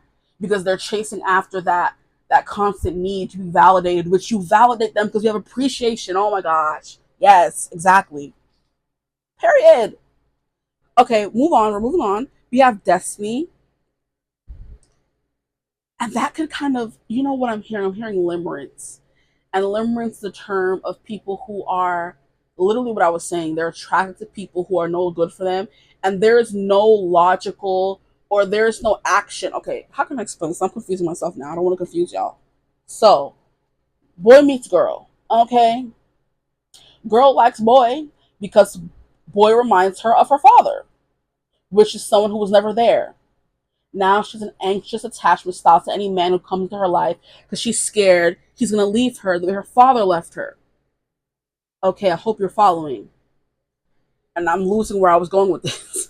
Okay, yes. So you think that this is your forever end all be all kind of person because they give you those feelings of like butterflies, which people have now said that butterflies is not good to have because it's like anxiety, you know. So basically when you feel anxiety, when you feel butterflies with someone, is your anxiety flaring up. You need to feel calm with someone, secure, you know. And people take butterflies, oh my gosh, true love, and they need excitement and da da da, but that's your nervous system always needing that instability it always had. Once you find that security, you are going to seek security. If all you know is anxiety, you're going to chase the anxiety, which is someone who gives you butterflies, someone who doesn't text back right away, someone who keeps you guessing. You know what I mean? See, I'm not trying to go into a whole psychology session, child, but that's literally what's coming through here. But limerence is basically when you are attracted to people who give you that feeling you constantly crave, and you think of it as true love. You think of it as someone, the one that got away. You think of it as that soulmate, that twin flame connection. There really isn't. It's just limerence. You're not in love with them. You're just addicted to the feeling. Your nervous system is not regulated. It's irregulated. You know, because you're always looking for butterflies. You're always looking for excitement. You're looking for someone to make you feel giddy, and that's anxiety. That's nerves. You're not supposed to feel that in a connection long term anyway. I hope I explained that properly. Because this luck, destiny, chance, meant to be. People feel like they meet you for a reason. That's coming through as well. But it's also people feel limerence when it comes to you, where they feel like, oh my gosh, this passion, this excitement, this butterfly feeling. This person always leaves, and I never feel secure with them, and I'm always chasing behind them. And now because of that, they're my person. I have to keep chasing them. They're my destiny, kind of thing. I hope that makes sense. Now we're gonna completely dead the whole topic that I was going forward. I have beat it dead. Okay, I'm being a dead horse. People are drawn to you because they consider you like a part of their destiny. They were meant to meet you, and that would make sense if you are bringing people back to life. If you are showing them a new way of living, where you're kind of veering their path and showing them that, hey, even though things are bad right now, there are still silver linings to be had in life. Everything doesn't always have to be doom and gloom and dark. Because no one wants to be around those people all the time. Nobody wants to be around people who are sad all the time. No one wants to be around people who are miserable all the time, who are mad all the time. That's not a cute energy to be in. Because then it's like, unless you want to be forever alone, cool, but then stay to your side and leave everybody else alone. You know what I mean? The same way people say. I don't know why I'm bringing up all these crazy topics when we have like mass unalivers. We're like, if you wanted to unalive yourself, you should have just went and did it yourself. Why did you choose to take out all these people with you and then unalive yourself? If you were that miserable in life, go. There are ways you can go about it, not advocating for that at all, because I don't believe none of that. Um, you know what I mean. I know what I mean. Don't be acting coy, okay? If you wanted to leave and you wanted to unalive yourself and you were that miserable, you could have found a way to do it where you just took yourself out. While you took out people with you and then turned the weapon on yourself and took you out as well. That's ghetto. You know? Your guys' reading is very weird. I don't know. I can't. But I hope it makes sense in the long run. But it's basically that kind of vibe is coming through. Where if you want to be, you're telling people you don't always have to be sad all the time. There are other ways. There are things you can do that can help fix that or change that kind of thing. And they're either going to be like, oh yeah, show me your ways. That song is coming through. Um, Show me your way. That's by Kaylani and somebody. Because yours might be better than mine. Show me your way. Yeah. I think it's called Your Way or Show Me Your Way, whatever, by Kaylani and some other guy. I forget his name. Um, it was like you show people the right way or the enlightened way, the proper way, the better way, essentially to get out of this funk, to detach themselves from these things that have defined them for so long. Just because you didn't grow up with a father doesn't mean that has to be your story arc and you're the victim. Once you reach a certain kind of age, once you reach a big age, it's up to you to heal yourself. You can't continue blaming your father for leaving you 15 million years ago and that's why you're this way. No. Get help, heal, move on. Thank you. That's the vibe coming through here. And you're not telling them in that way. That's just the way I would say it. You're coming through as someone who's more empathetic. And I have empathy. I definitely do. But sometimes people just be dragging it. You know what I mean? something happened so long ago, you're still hung up on it now. Get help and move on, please. It's not you're bringing that negative, wompy energy to everyone else, and it's ruining the vibe wherever you go. Please get help, seek help. But where's I going with this? That's you. You're telling them in a more nice way. You know what I mean? So it's like people were meant to meet you for a reason because they're supposed to show them a better way to go about certain things, you know? So people are drawn to you because they know they're like, oh, that person has something for me. This person's going to change my luck. I was meant to meet them, you know? At the bottom of the deck, we have Wallflower. Look, limited potential, shy withholding. You attract the people that are drawn to you guys. Group 2 are the people who are withdrawn, the people who are either angry, narcissist, depressed, just stuck in that victim mentality of always wanting to be the victim of, oh, like, child, I'm not even gonna get into it.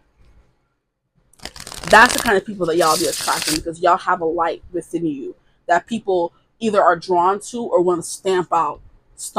You know what I mean? So people are only focused on their limited potential, the wallflowers, the people who'd rather stay on the sidelines and be alone and be sad or not have any friends. And then just to say, when people ask them, do you have friends? No, nobody wants to be my friend. I just stick to my, like, no, I don't want to hear, like, what do you mean nobody wants to be your friend? I'm sure you can find friends. But people just love to say, I don't have friends. Or I act this way because I didn't have a father, or I act this way because this happened when I was younger. We all been through some things. Like I said, heal yourself and move on, please. Instead of staying stuck in this attached, exactly, chained and bound to this thing. People make it their whole personality, being sad and depressed and being this and that. And like I said, I'm not, condemning them at all. But at a certain point, you must seek help and get better, And I feel like you're the person that kind of makes them get to that point. Is essentially what I'm saying.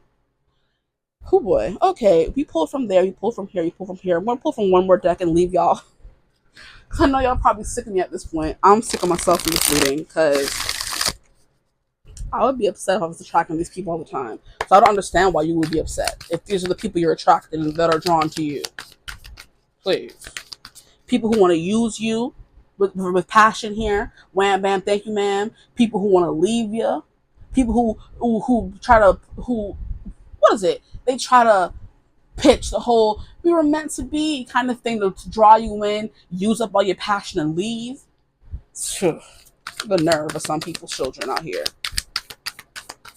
And this is the whole thing I was saying about hurt people hurt people. They were hurt, yes. You have empathy for them, but at a certain point you got to tell them, hey, I understand.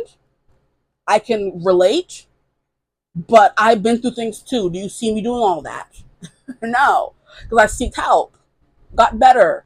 Once you shine a light on your triggers and understand why you act the way you act, there's no excuse for you to continue acting that kind of way.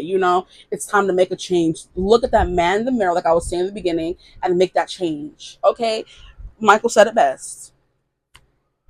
Look, we have elder wisdom. So some of y'all may have been called to group one, because I was getting similar vibes. I just don't want to say it. But there could be multiple reasons why all different kinds of people are attracted to you. So maybe if this reading you're still watching it for whatever reason and it's not resonating fully, or there's some things that are like, go check out group one. Maybe that's more your group. Okay, more your speed. Because it's like very dark, wompy, wimpy kind of energy. Like I'm sad and I need someone to help me find the light again. And some people relish being that hero, being that empath of people. Some people don't. So if this reading got you annoyed in any kind of way, the way it kind of got me, then maybe group one is your reading, not this one. Or maybe group three, who knows? Here we have wounded healer. Oh my freaking gosh, guys. Period. That's literally what I've been saying. You are a healer because you understand. But you're not saying, you're not. I'm getting too excited. But I love when the cards be carding. You're someone who knows how to help heal other people because you've been through the same things. Okay? You've been through the trauma, you've been through the abuse, you've been through the something, and you're still working to better yourself. You know what I mean? You're still trying to become a better person. You're still working, you're not giving up. Other people just been through something and they want to give up, they want to lay down on their belly and die. And it's just like, keep fighting. And you're the person to remind them to keep fighting because you bring them back to life. They're reborn. You know what I mean? through you. And that's literally the wounded healer, Chiron, where he's destined to continue healing other wounded people while continue. Okay. So I'm like, I don't feel like I'm explaining this properly. Okay. So it's okay to be wounded. Mm-hmm. It's okay to have your traumas, of course. Like I said, we all have our traumas, but do not stay in that energy and like think that nothing's ever going to go right again and let it rule you. Because at that point, you're letting that person win. The person who did those things to you, the father that left you, the person that abused you, the person that may have raped you. If you went through that, you're letting them win by staying in that low vibrational energy of nothing's ever going to be happy or light again. And it's hard. It's not easy. Nobody's saying it's easy to get out of that pit, but it's possible with the right tools, the right people, the right help. It's possible. There's no reason to be staying stuck in no kind of energy. You know what I mean? Okay, so maybe someone needs to learn their attachment style, and maybe you're like, oh, I don't always keep attracting this kind of man, because you go for that kind of man because you may have daddy issues, you may have mommy issues, you may have been, you go for people who abuse you because you may have been abused when you were younger. People who have been abused when they're younger do grow up to abuse other people. It's like a toxic cycle, and it's up to you to break it. Unless you want to be the abuser, you're turning to the person that did that to you and allowing them to win. Is essentially what I'm trying to say. Okay, so like I said, you can't be wounded. Nobody's saying you can't have your wounds. Some things never fully heal. Nothing ever truly goes away. Everyone has their, oh, you lost a parent 15 years ago. Sometimes the wound is more sharp than ever. It never goes away. And that's literally what I was telling a friend. When I met her, I forgot when it was, but she had recently lost her father, and I was like, girl, the best advice that I could tell you is the wound never heals and never goes away, but you learn to live with it better. Some days feel like it just happened. Some days feel like, is that person even real? Like, did they even exist? That kind of thing. It's just something you have to, it's an ebb and flow, it's an up and down, but there will be good days, there will be bad days. Do not let the bad days feel like there are never going to be good days again. Make you feel like there's never going to be good days again. That kind of thing. But like, and she also said like she like was going through when she was working, and she would go to school and like just burst out crying sometimes. I don't want to be telling friends tea, like I don't like that, but that's literally what happened. And she was like, a teacher told her, you're never going to get over it. Now you are a different person now. Where yesterday, where the person was still alive, you were someone who had a father. Now you're gonna forever continue going through life without a father. That never heals. That never goes away. Because sometimes your life is always gonna have moments where you need a parent there and they're not there. And that's when the wound could be sharp as ever. And there's other times that you're having fun, living life, doing whatever, and you don't need to have your parent there, because eventually all kids grow up and move away from their parents. So you're always gonna you're never gonna you're not gonna be them with them your whole life, okay? So there are moments you don't need a parent, and there are moments you do, and that's when the wound is as sharp as ever, like it just happened. You know what I mean? So I'm like, she gave me some good advice, sis. Period. Like, you are now a whole new person. You're no longer that person. You're grieving that person that you lost, but you're also grieving the person you used to be with them. So whether you lost a husband, you're now going to be a widow. You're never going to have that husband ever again. If you lost a child, you're still a parent, but where's the child? You lost a parent, you are still a child, but where's the parent? It makes no sense. It makes no sense. So like, it's, child, very ghetto. So you're forever going to be wounded, but you've decided to become someone who heals others instead of wallow in that wounded energy, which is why you're now the wounded healer. That's why you attract all these wounded people, because you're wounded yourself. But instead of, like I said, staying there and staying stuck, you choose to heal other people. Mic drop, period. I love that for y'all. We need people like this in the world. Yes. Okay. So you have wisdom because of what you've been through. Some kids grow up faster than others. They've been through certain things other kids haven't. Some kids are coddled. Some are not. Some have to grow up fast. Some don't. So it's like giving me the vibe of old soul with when the wisdom card, when the elder card comes out. Someone who had to go through grown up things when they were small, and that made them more mature than people their age. So maybe you come like, yeah, you come through with someone who doesn't really get along, or vibe with people your own age, and that could also be a reason why they're drawn to you, because you have that distance. Like, oh, you can of course understand the little petty things they're going through, like, oh my gosh, my dad said I can't go here. I'm like, please, I used to live in the dark. What do you mean your dad is saying you can't go there? But that's their experience. You can't belittle their experience. That's all they know. You know something darker and harsher. Cool. But don't try to, like I said, that's the whole thing where the guy on the show was like, oh, well, I'm going through this. Well, I live in the dark. Hey, hey, hey. Let them have their moment. They came to you to confide in you. Don't make it about you because it's not about you. It's about them. Yeah? Okay. Heard me? I don't know why I'm trying to preach to y'all. I'm so sorry. But maybe somebody needs to hear this. I don't know. But yeah,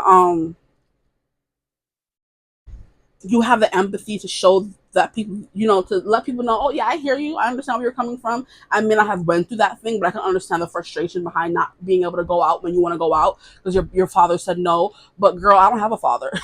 And that's you bring your wounds into it kind of thing, like you have some perspective. You're not making it about you, you're understanding, you're hearing them, which like, hey girl, just maybe next time he does something to piss you off, just be glad you have a father because some people don't. Maybe think about that next time instead of complaining about it or being a brat about it. You know what I mean? That kind of thing. Or making yourself the victim. You can be a victim. You can believe whatever you believe and feel how you want to feel, of course. But maybe next time, think of it this way. You have a father, some people don't.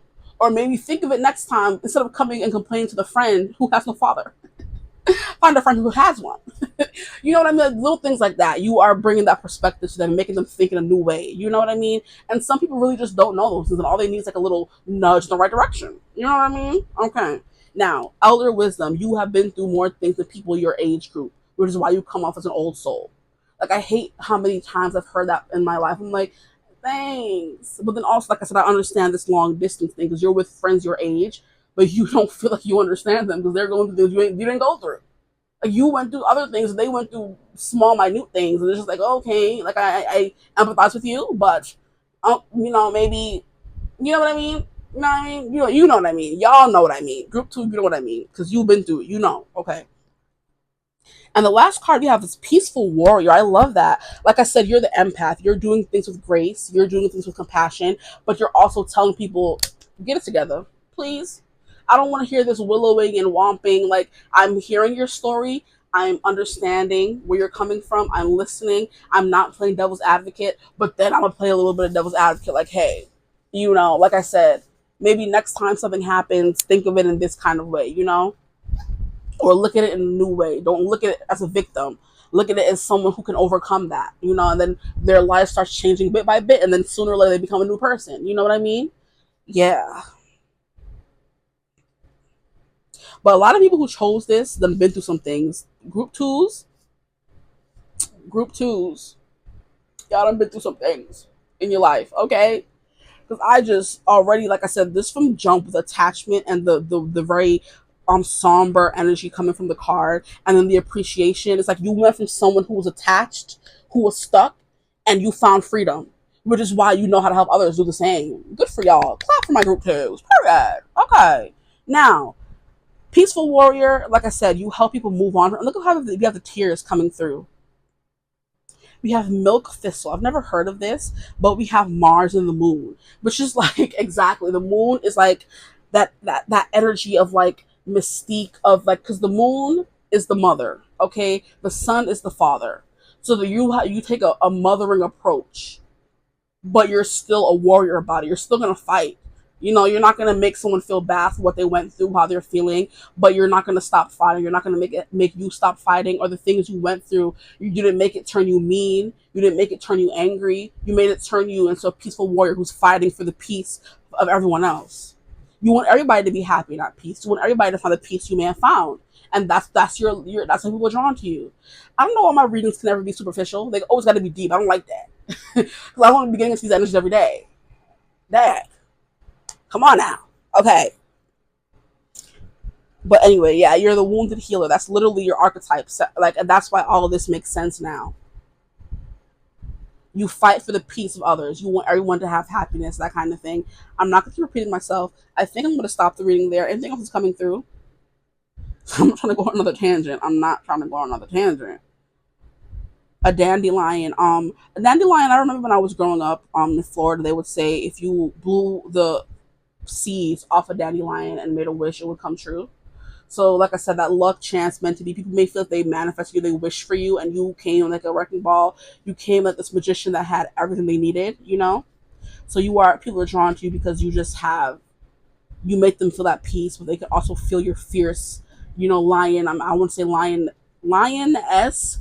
Okay, dang, lion and lioness spirit.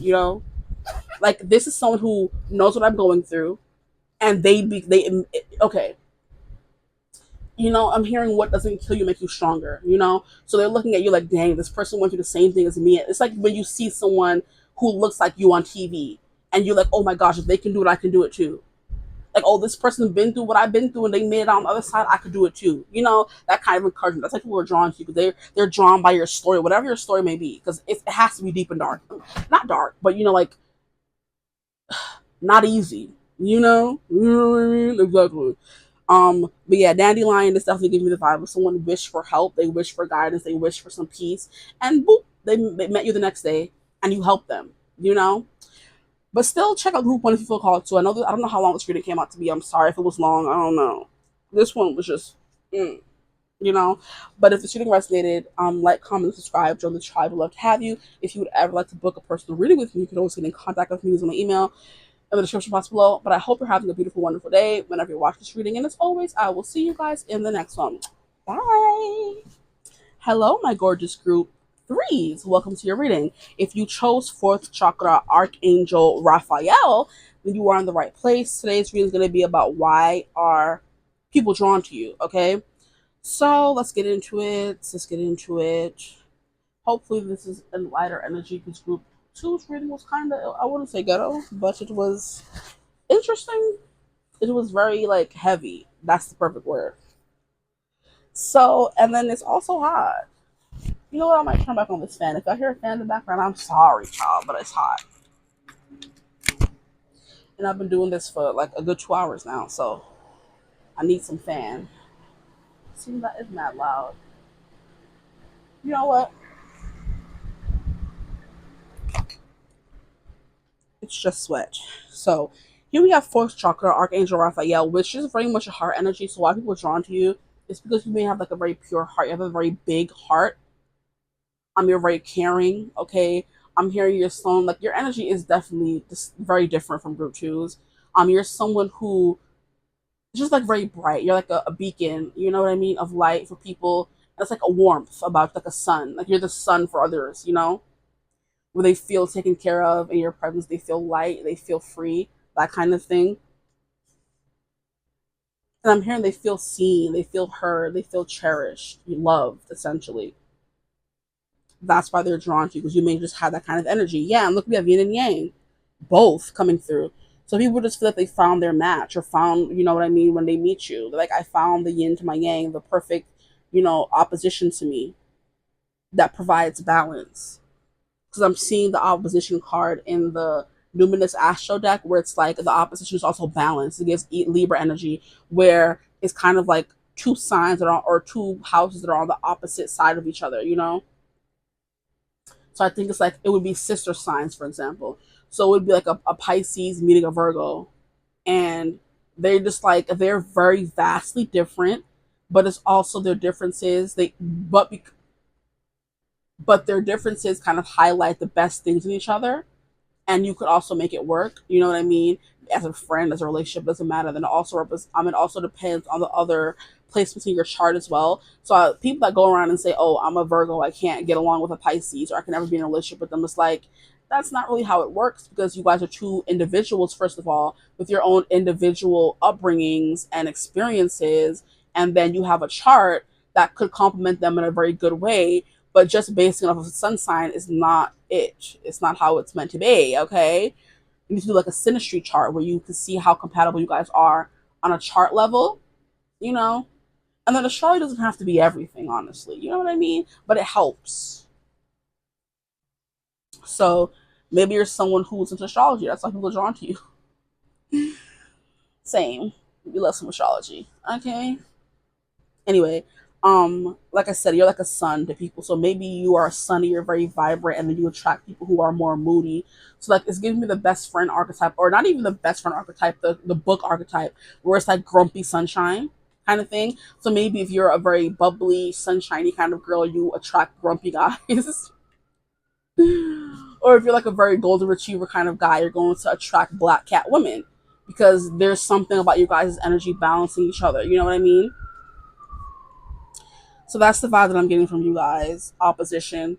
So two sides that feel like they don't get along because they're on opposite sides of the chart or of the astrological wheel. But it's kind of like there's also a lot of things they have in common as well, you know?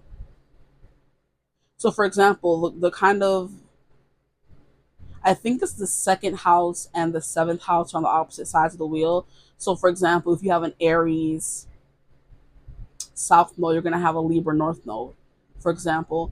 And it's like those are very two different energies. Aries are very independent, and Libras are all about relationships and close bonds and, you know, collaborating with others and getting along with people. And it's kind of like they don't get along at all, or they shouldn't anyway, but there's something about them also having something in common. You know, they're both very just. They stick up for others. Aries is very, I'm gonna stand up for you. I do what is right. I believe in what's right, and so is Libra. They believe in justice and law and balance, kind of thing. So even though they are vastly different characteristic wise, there's still something that they have in common. A point of no, a truth, a feather that ties them together. I didn't mean to rhyme there, but I love that. Like, yeah, something about them strikes a chord in each other. That's what I wanted to say. Okay, now we have second chakra archangel Ariel. Move this over a little bit, which is solar plex, no, sacral. Interesting. So people are drawn to you because you have like a sexy, sensual energy about you. You know, I'm hearing people see a lot of themselves in you, or a lot of what they wish they were. Ooh, wow. You have a lot of heart and a lot of sensuality. So people just want to be with you. They think you will complete them, you know? So scratch the whole astrological thing. Maybe people just think that you will complete them, period. You know? Because people are drawn to your lease on life, your love of life, your lust for life. Like I said, you are very dynamic, and people can't help but be drawn to you because you're the sun in a lot of people's lives. Or the sun in the room. You know, it's giving Leo energy. Big Leo energy coming through. And it doesn't matter if it's someone who's the same energy as you or someone with a completely different energy than you. You're attracting the people because you're attracting people because of that warmth, that sunshine, that happiness, that um fuzzy feeling you give people. That's the energy you're coming through as. And I was gonna say that even though all the planets have different characteristics and they're all attracted and rotate around the sun, so it's like it doesn't, people from all backgrounds and walks of life, they're just all drawn to you because of that sunshine energy you give off. Whether it's your confidence, you know, whether it's the warmth you give off, whether you give people life, you breathe life into people, you're just always happy, giggling, fun, that kind of thing. You're always looking on the bright side. You're always shedding light on a situation and saying, "Hey, look at it that way, look at it this way," kind of thing. You know, that's the energy coming through for you guys. And people just also just think you're an archangel because archangels are the angels that do most of the fighting, like in the spiritual warfare battle. They are the ones who's fighting and protecting. So you could also be someone who's very protective, which is like that father energy coming through with the sun. Like I was saying in the last reading, that the moon is the mother and the father is the son. You know, so it's just like I'm also getting like very responsible energy. So you could be someone who's very responsible. That is Capricorn energy coming through. So someone who's very responsible, someone who's the father of the group, someone who guides them, who's like encouraging them. Like, you can do it. See, encouragement, exactly the sun energy is coming through for you guys. For real, for real. But like an archangel, like I said, they're the angels that fight for us. They protect us. They keep all the negative, nasty forces and energies away from us.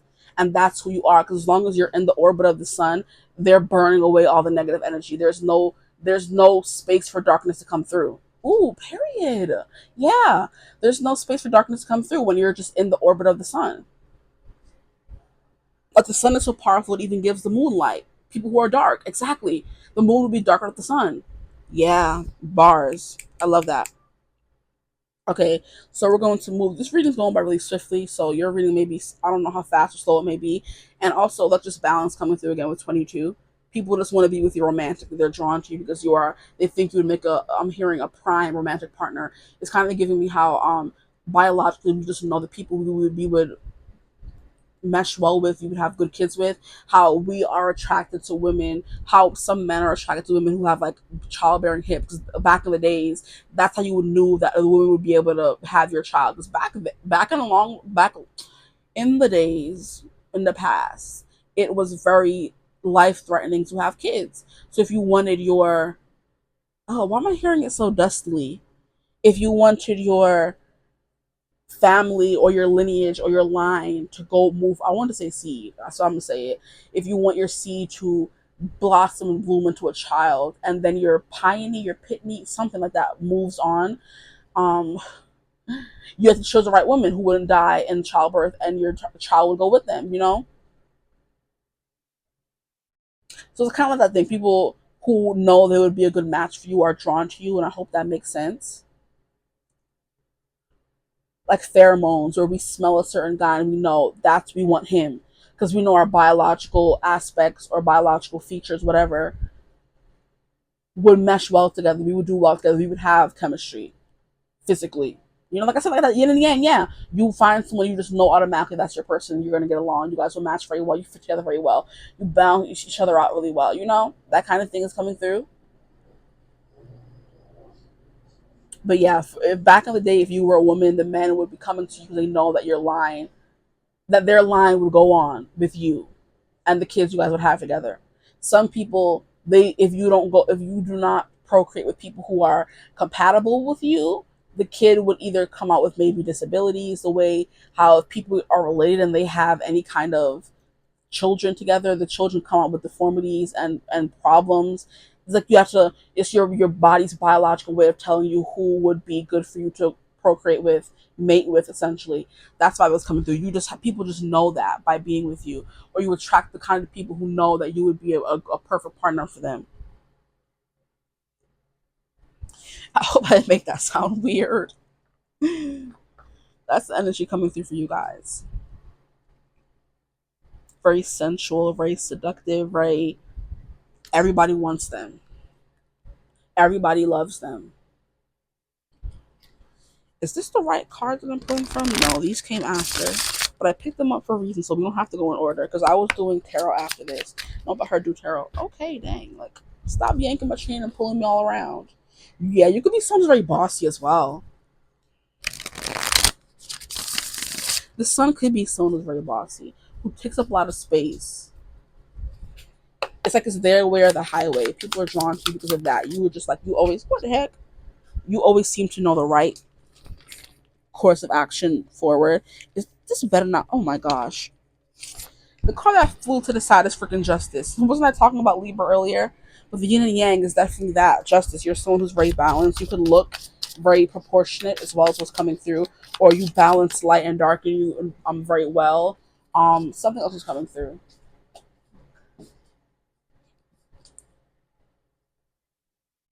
You're just a very well-rounded person is what I'm hearing. People are drawn to you because you're well-rounded. You have a little bit of this, you have a little bit of that, and it just comes together to make the perfect human being kind of thing.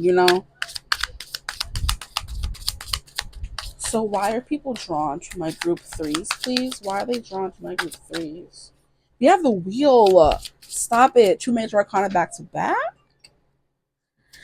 Or major arcana back to back. Maybe your song's like a little bit of a know-it-all and wants to correct people, because I don't know why that just popped into my head. That could have been spirit or it could have been somebody in the collective. Like, no, it's major arcana, not major arcana. I said what I said. Let me stop. Yeah, major arcana, major arcana, whatever. Two of them coming out back to back, and we have fixed signs. So your someone's very stubborn as well. Like I said, you're going to do, the best course of action forward. You're either going to follow me or not. And people are like, okay, we're following you kind of like blindly almost, because we just, like I said, biologically, intuitively, we just know that you're going to lead us to the promised land, the place where we all need to go, essentially. It's a little bit of the group one coming through. That was coming through for them as well, but it's coming through in a different way for you. I feel like all three groups could have been connected. Somebody could be watching all three. I don't see how because they're mad long, but I appreciate you if you are watching all the way through. Hi. We have Nine of Pentacles. Yeah, someone who has it all together, someone who's very secure. People know that they can come to you and you could tell them the best money moves. Like you're giving like very business savvy, very networky, very demanding and commanding, and I know the right way to go and follow me and that kind of thing. You could be very business savvy. That's like I'm just getting that vibe very, very, very heavy. Like I've never really, I don't know how to explain it, but each group is giving me very distinct vibes, and you're giving me this someone who's like, I'm doing this. I know what's the right course of action. You're coming with me, or you're gonna left behind. You're asking me for advice. I'm giving it to you. You're either gonna follow it or never ask for my advice again. Like very harsh to the point, Saturnian. I'm so sorry if I bonks you. Saturnian, Capricorn, Aquarius, like very blunt honesty energy from you guys. And you don't care if it hurts their feelings because you know the right thing to do. So like I said, Virgo, Aquarius, Aries, very like bulldozing kind of energy. Where if someone is saying the wrong thing, you're just gonna bulldoze over them and say, "Hey, he's wrong. This is the right way to do. Let's go here." You know that kind of thing. You don't like incompetence. Is the vibe that I'm getting. And people who like that will be drawn to you because of that. You know? Why are people drawn to my group threes? Please, why are they drawn to group three? Why are they drawn to group three? Come on, give me something. It's like not wanting to get in trouble with you. They want to please you or appease you or impress you or make you proud. It's kind of that uncomfortable. That's the why people are drawn to you because it's just like you like seem to have it all together and they want to impress you, that kind of thing. Here we have the Ten of Wands in reverse. Interesting. Because you handle stress well. It's also why people are drawn to you. The Ten of Wands is the most stressful card. Like you just have a lot of burdens on your shoulders, but you make it look good. You make it look easy. You don't let it like flatten you out. So yeah, you're the bulldozer, not the bulldoze eat. So you're bulldozing over all your problems, over people's issues. People are coming through the problem. You're giving them the answer, moving on. It's kind of like, you know what I mean. How can I get the energy? Like I'm seeing in my head someone who's walking in a room and people are shooting problems at them, and they're shooting back answers. But they didn't stop. They didn't contemplate. It's just right off the top of their head. Sir, we have a leakage. Get a plumber. Keep walking. Sir, we have this person just fell out of the race. Well, get somebody else. This person just canceled. Find a new place. We lost a reservation. Get a new reservation. And you're just walking and everybody's just shooting their problems at you. You're just making it like seem like it's easy. It's sliding off your back and you just keep going. That's the Ten of Wands in reverse. Nothing's like stopping you. You don't have to stop. You just keep going. You take everything with a grain of salt. You take everything really well. You know what I mean? I hope that makes sense. I think it does. Look at how she took all her problems and made it into like a throne, essentially. Look at how she tied them all together, or he, whatever. This has to be a he. Look at how he tied them all together and made it like a throne or like a peacock. Maybe your pride is something people are drawn to about you as well. Where people just when you seem like someone who knows what they're doing, people automatically follow behind you because it's just in their human nature. The person who steps up and leads and is a problem solver and can just fix everyone's problems, that is the person we're following behind. You know, those are the leaders, and that's who you're coming through as. You know. But yeah, this person literally tied them all up and he's about to carry them on his back, but in a way where it makes it not so hard on his back, you know? Every other time I see the Ten of Wands, it's someone who's carrying them all willy nilly.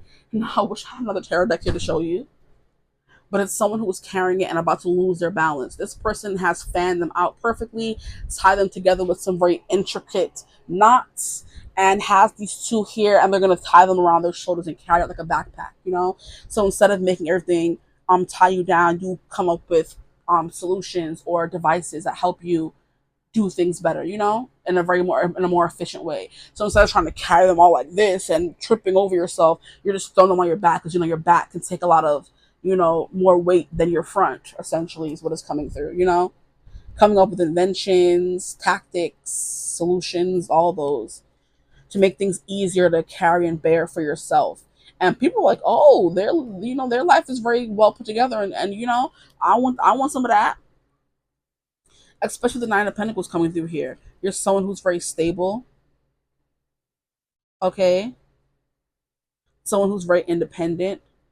Like I said, very sure of yourself, very balanced. Like I said, in this card here, we have Five of Wands over here. We have Five of Wands over here. And if you carry five in one hand and five in one hand, it'll be easier for your body to balance instead of carrying 10 in one hand, or carrying seven in one hand and three in one hand. It's like, that's not going to work. You're going to be off balance. Put five on this shoulder, on this arm, five in this arm, and we're going to walk. Okay? Yeah. It's like very logical solutions, or like I said, technical solutions. You're coming up with an app to help you make your life easier, coming up with a device to help make your life easier. If you're someone, you would have been the person who came up with a washing machine because you were sick of having to wash your own stuff. That's the kind of problem solving you do. I like making inventions, maybe, which that would make sense. That creative sacred chakra energy coming through. You find ways to make your life and other people's lives easier than it not. Sorry. Why are people drawn to my group threes, please? So like it's giving inventions, engineers, scientists. That's who you're coming through as. And here we have the Eight of Pentacles. Better work ethic. You have a great work ethic. And that's why people are drawn to you, because your work ethic got you to where you are today, which is, I would say, successful. I would say happy. Your heart is happy. Your creativity is always thriving and pumping. You have the sun energy, which represents happiness and creativity as well, I would say, with the sun. So it's kind of like you made the perfect work model for everyone to follow. Like, hey, I did this when I was in school and it made studying time, I cut it in half, or made my homework cut in half, or that kind of thing. Or I found a way to make my teeth shinier and happier. I found a way to work out and still be able to eat whatever I want and lose weight while doing that. There's things that you do and find a way to do that. Make people be like, wow, how? And they're like, oh, if they can deal with that and they can solve that, oh, they must be smart. They must be someone I can follow behind and trust in. People put their trust and their faith in you is what I'm also getting, and they just feel like you're very, like I said, well put together. You dress really well. You're someone they can confide in. They feel safe talking to you and opening up to you. We have the Six of Swords. You help them heal, and then we have the Blasted Sun. We've been mentioning it. Might as well come out. Thanks. And then we have Queen of Wands. Yeah. So for group two, we have no. I think for group one, we had King of Wands. For group two, you're the more feminine energy, which would be the creativity, which would be the Empress, who's able to achieve all of her goals in a way where it looks like she didn't lift a finger. She gets whatever she wants by not doing anything, by letting everything come to her. And that's kind of the energy that draws people to you. You are the sun. People come to you. People revolve around you. You're not chasing anyone. And that's why people like feel called to you, because you're so sure of yourself and what you can provide and what you can do. And they're just like, I have no reason not to believe them. Like, the proof is in the pudding. This person became a millionaire by the age of 20. Like, obviously what they did worked for them. I need to follow behind them. You know what I mean? All these people like Jeff Bezos, who created Amazon, and Mark Zuckerberg, who created Facebook, and Elon Musk, who made Tesla, made a beautiful, expensive car that looks cool, and it's environmentally better. You know what I mean? He became like just a billion off, like, you know what I mean, off of that. Like, that's the kind of person that you are, I would say. And then we have the sun. So yeah, definitely. I'm trying to move all these cards so you can see all of them. You have the answers. You have the proper work ethic. You help people get where they want to go. I feel like more career wise, whether it's like you are an influencer and people want to know how to become an influencer, and you got like 1 million followers in like a month or so. They're like, how the heck did you do that? And you're just like, oh, don't worry about it. You know what I mean? But they're following you to see if you drop any little gems, whatever you're willing to share with them, whatever scraps you're willing to give them, they're willing to lap it up, that kind of thing. And not everybody can do it, which is also a big thing as well. Like, everybody can't lose weight the way I lose weight, because my body is not set up the way yours is. Everybody can't be an influencer or gain as many followers the way I did, because you're not me. You don't have my energy. You don't have my vibe. You don't have my face, my aesthetic, my personality. You're not me. So you're not going to make, you may not get as many followers as I do or how I did, because I'm supposed to be a beauty influencer. You're supposed to be a science influencer. You're supposed to be a finance influencer. You're supposed to be a technology influencer, telling people how to better use their things, but you're worried about what I'm doing. Worry about what you're doing. You know, you could tell people that. Like, you're never going to be me, and they think of it as like you're being cocky. You know, you're being truthful. You're never going to be, they're never going to be you. No one's ever going to be you, because you provide a specific outlook and a specific thing that no one else can ever do, even if they try to follow it word for word. You know, it's not going to work from the way it did for you. Okay. So the sun, like I said, happiness. There's something here about childlike energy, playful. That's what I was getting for in the beginning. You're just like a good time. You're like, you could be like a big kid as well. People think of you as like a big kid, a big brother, a big sister, or like a father. Like I said, someone who's like a guide to them in work, in school, in social situations, on social media. You help them move on. You help them heal as well with the Six of Swords. You help them say, this wasn't working for you anymore. Here's how to live an easier life. You know, how to live a financially free life, a life of luxury. You know what I mean? And I was like, yeah, show me your ways, please.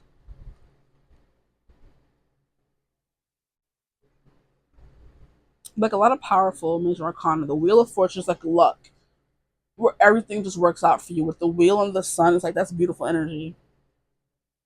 Everyone, like I said, everyone wants you. Everyone gets along with you. Nobody can say anything bad against you, because you just live your life. Even if they did say anything bad against you, you just don't care. Like, I don't get the vibe that you care.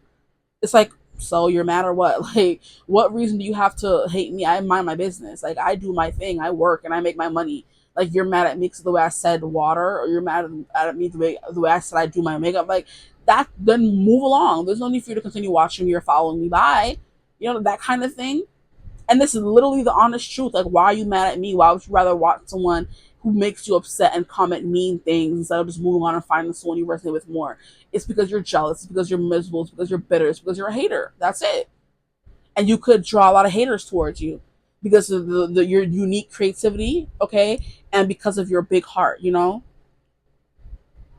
And I'm getting, you don't allow these people to kind of make you mean or make you, like I said, bitter. You're just like, take your bitterness elsewhere. Thank you. It's not welcome here.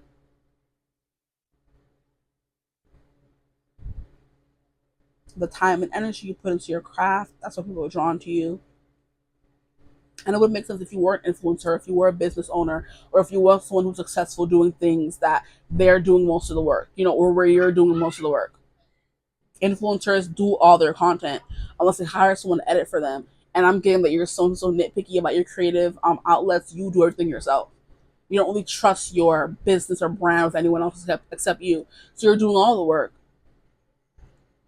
unless you find someone competent enough to do that for you, you know? So you're balanced in all areas of life, yin and yang, justice, that kind of energy. You're carefree, you're adventurous. Yeah, you could be someone who goes on a lot of trips. I'm seeing rainbow here, so maybe you're someone who's LGBTQ plus and you like pave the way for others.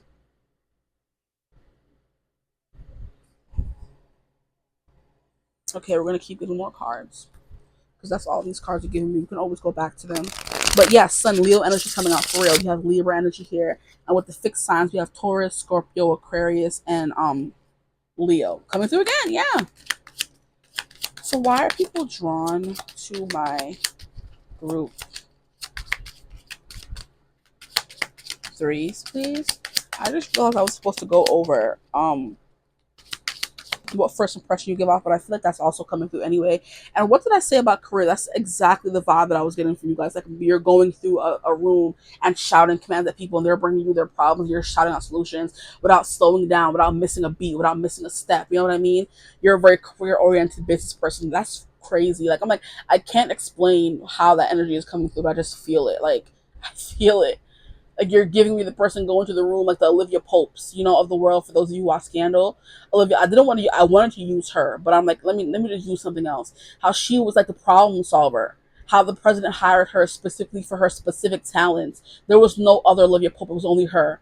she was like a crisis manager, so she helped people improve their images if they like went through a scandal, kind of, which is literally what the name of the show was called, Scandal. Yeah, when they went through scandal, she helped them like reform their image. The president was going through problems, and she helped reform his image and help him get elected. But also, he couldn't help but fall in love with her. He was like, I have a whole wife and kid, but I can't stay away from you. Like, you're just this powerful, dynamic woman or man or whatever. Like, you just, the waves that come off you, it's just like so sexy. Oh, I just want to grab you. And you know what I mean? That's the energy you guys are giving off. That's why people are drawn to you. And it could be because they want to mooch off your success as well. Please. Like, I can't fathom someone being freaking attractive as heck and rich as heck, brilliant as heck, creative as heck. Like, excuse me? Like, are you a real person? Can I touch you? Can I feel you? Can I be with you? Maybe some of your brilliantness will rub off on me. That's coming through for y'all. So we have business success advancement. That's that energy coming through. Like I said, you're someone who's successful, and I was hesitant to say it because I'm like, what if you aren't successful? But if you chose this pile, you are destined to be successful, or you are successful in something, or people see you as someone who is successful in some capacity. Okay, I don't want to hear no arguments. Thank you. You're successful. Thank you. In how you live your life and how you act and how you interact with people, there's something about you that's successful. These are a lot of cards. Yeah, people be chatting Latin about y'all. That's crazy. Cool. People are drawn to you because they've heard about you already. I'm hearing, don't you know I heard it through the grapevine. It's like people heard about it through the grapevine. People are like, oh my gosh, did you hear about that lady who just did this and that and set the record for this and that? And they're like, no, what do you mean? And it's like, you didn't hear about her? No, you didn't hear about him, blah, blah, blah. It's like how when Gabby, no, well, Gabby too, Gabby Douglas, but I meant to say Simone Biles, how when she first went to the Olympics and was winning all those gold medals, people were like, have you heard about her? I'm like, no. And she was like someone who was like, came from nothing, and she just like, like has like a big, bright, I love her smile. Like, she's so beautiful. She's a big, bright, girlish energy, and she's just like someone who's like so strong, like, and can move her body in certain kinds of ways, and won the most, like, all these gold medals. And people like you can't not hear about her, whether you are someone who's into the Olympics or not. I'm not into the Olympics, but I heard about Gabby Douglas and I heard about Simone Biles, child. I heard about them because they were doing things that people have never seen before. Or I think it's because they was black too. Black people successful, gasp! I can't believe it. Yeah, spiritual growth, learning, expanding the soul. That's also something people are drawn to you for. You expand their soul. People know they're going to get some enlightenment from you. And this is also, like I said, that creativity coming through. You dress really well with that Libra card coming through. Your aesthetics are just on point. It's magnifique. I'm hearing chef's kiss. Okay. You dress really well. You could be really into music and art. And like I said, you are someone who sings a certain kind of way. And people are like, how can you sing that way? How is your voice so beautiful? How can you dress like that? How can you do this? And people are just so curious about you, which is why they just revolve around you and they're always talking and chatting. It could be a good way and it could be in a bad way, but either way, people are drawn to you because there's a lot of chatter about you. You do things in a new way people weren't expecting from you. I heard someone like you from someone like you, so maybe race does play a part. They're like, oh my god, I didn't know black people could be so articulate, or they could be so successful, they could be so smart, they could be so talented, they could be so intelligent. I didn't know um what's it called? Hispanic people could be so this, or Asian people could be so that, or Indian people could be so. It's like something about, I think, your culture or race may play a part in how people see you as well. It's like, I didn't know. You know what I mean? You have neighbors, small talk, grapevine. I didn't even see grapevine there, but that song came through anyway. Yeah, a lot of information through the grapevine. People be talking about you behind your back. It could be in a good way, it could be in a bad way. The world may never know. I think it's both, honestly. But why people drawn to you? Because yeah, you have that youthful, fun energy, which is coming through the sun. The sun is very childlike, playful. The heart chakra, like I said, very carefree, caring. That kind of thing. I'm gonna take care of you, compassionate kind of vibe. That's why they're drawn to you. Look at her little shirt. It's very cool and psychedelic. Maybe you dress like very 80s. This is giving me very 80s style, where it was like very bright neon colors, patterns, that kind of thing. Your hair could be also significant, whether it's colored or whether it's big and curly or unruly, because hers is kind of like wavy. So your hair could be wavy, curly, colored, that kind of thing. The way you dress, your legs, you can show leg. Like I do feel like most of the attraction or draw is in your physical looks, but it's also when people get to know you even more than that. It's like your spiritual being as well. It's kind of like you're like a god in the body of a human, and people are like, how could someone be so perfect, so art, so intelligent, so smart, so successful? How? It's like something's got to give. There's got to be something wrong with them, and that's where the gossip comes in. Okay, so learning, expanding the soul. Also, someone you could be like big into like meditation as well, and that's why they're drawn to you because you have like a calm, a peace about you. I'm hearing a humbleness. Maybe for some of you, maybe not for others. It depends. Take what resonates for you. But it's kind of like you're all these things and you're still nice. You're still kind. You're still caring. You're still compassionate. You're still helpful. You still give back. And most people who are associated with a lot of fame and fortune aren't that way. Or they let it get to their head, you know? But you just shine bright wherever you go with the sun coming through. And you're always moving forward. You're always looking forward. No matter how turbulent life gets, you're always moving. You're always, like I said, even if there's a lot of things going, I'm getting, like, see, that's how I was going to campaign. Like I said, I wanted to take scandal, but I didn't. Like where they were going through a campaign, like there, all these things are happening. Like, oh my gosh, this news article just came out about you. Scrap it. Who knows? Find out a way to get rid of it, kind of thing. Oh my gosh, you just have this tweet and someone just said this about you. Oh, it's fine. Put Maurice on it. You know what I mean? Like you just always have the answers when things are going chaotically. Even though you kind of hired them to work for you, you're still like helping them that way. You could be that very hands-on employee. You're just very cool. Like, you're just cool. Why did I just heard James with a Z? Y'all know that guy. If y'all watch Fairly Odd Parents, y'all know who I'm talking about. He was just that smooth, suave guy, you know. He was like, they're like, oh my gosh, James with a Z. And I swear on everything, when I was growing up watching that show, I thought his name was James with a Z. You know what I mean? That was his last name. But they called him James with a Z because instead of having an S at the end of James, he had a Z, which was cool. And I'm like, what? Y'all had me thinking that was that man's whole last name. And it really wasn't. They're just saying he's James with a Z. A way to differentiate between the two James or more than one James. And I'm like, nah, I don't care. But nobody tell me that man is with a Z. Like if we have Patrick Swayze, James with a Z.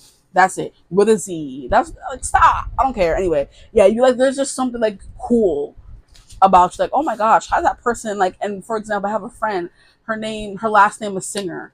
And I'm like, how cool is that? Like your last name is Singer? Like what? Like, are you a singer? She's not a singer, just to put that out there. But I'm like, wouldn't it be cool for her last name to be Singer and she's a singer? And it's like not something she changed legally. That's the last name she was born with. And I'm like, dang, girl, Singer, that's a cool last name. Let me change my name to Singer. Okay? Anyway, yeah, that's what I'm getting from guys. Just, cool. Cool, calm, collected. You always have a control of the situation. Nothing is out of your control. And even if it is, you don't let it like get to you too much. It doesn't show either. If it does, it doesn't show. Very business, career oriented as well. Successful. You're always learning and expanding your soul as well. If I didn't say that. You're someone who's always reading self-help books, books about success and money to always better your chances of success or better your business. You know what I mean? Here we have stillness. See, that's that calm, that spiritual growth, that's meditation energy. You have like a very still soul. It's not chaotic or a still spirit, a still energy where people feel still in your presence and they're able to finally like chill or take a breath of fresh air is what I'm getting because they know whenever you're around they don't always have to be in charge. So of course we can have a lot of different friends in our friend group where some friends are more dominant, some friends are more leaders, some friends are more followers, some friends are more yes men, that kind of thing. I feel like even if you do have a friend group full of leaders, you are the one who is like taking charge all the time and telling everybody what to do. And the friends who are also leaders, are like okay, like, a breath of fresh air. I don't have to be the leader of everything all the time. I could like, kind of like, just go along with what they're saying, kind of thing. So why else are people drawn to my group threes?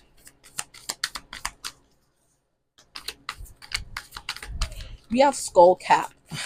And cap is like giving me noggin. So your brain could be very smart. You have like a very big brain. We have Jurgen Sasha transfiguration. Oh, see all that change. People could have seen you go through a spiritual growth. Like I'm not getting like physical as well. Maybe you're someone who was always upping the ante, upping your style, becoming better, dressing better, getting prettier, getting more muscular, getting a bigger booty is what I'm hearing as well. Like you're always improving your physical health, your monetary health, okay? Mental health is important. So emotional, spiritual health. You're always doing those things, reading self-help books, that kind of thing. When your life is going, um, I want to say to when your life is going down the drain, essentially, when it's going not that well, you just change what you're doing, and you do it easy. You're quick with the switch up. Is what I just heard. And I think a card flipped over, but I'm not sure if it flipped over. So let's just go through this and see. James with a Z. Like, I don't care. That man's name is with a Z. I'm like, okay, like Patrick Swayze with a Z. Like, that was the coolest last name I ever heard. There can be something about your last name. Maybe you are related to someone who has a famous last name. And I was like, oh my gosh, are you related to so and so?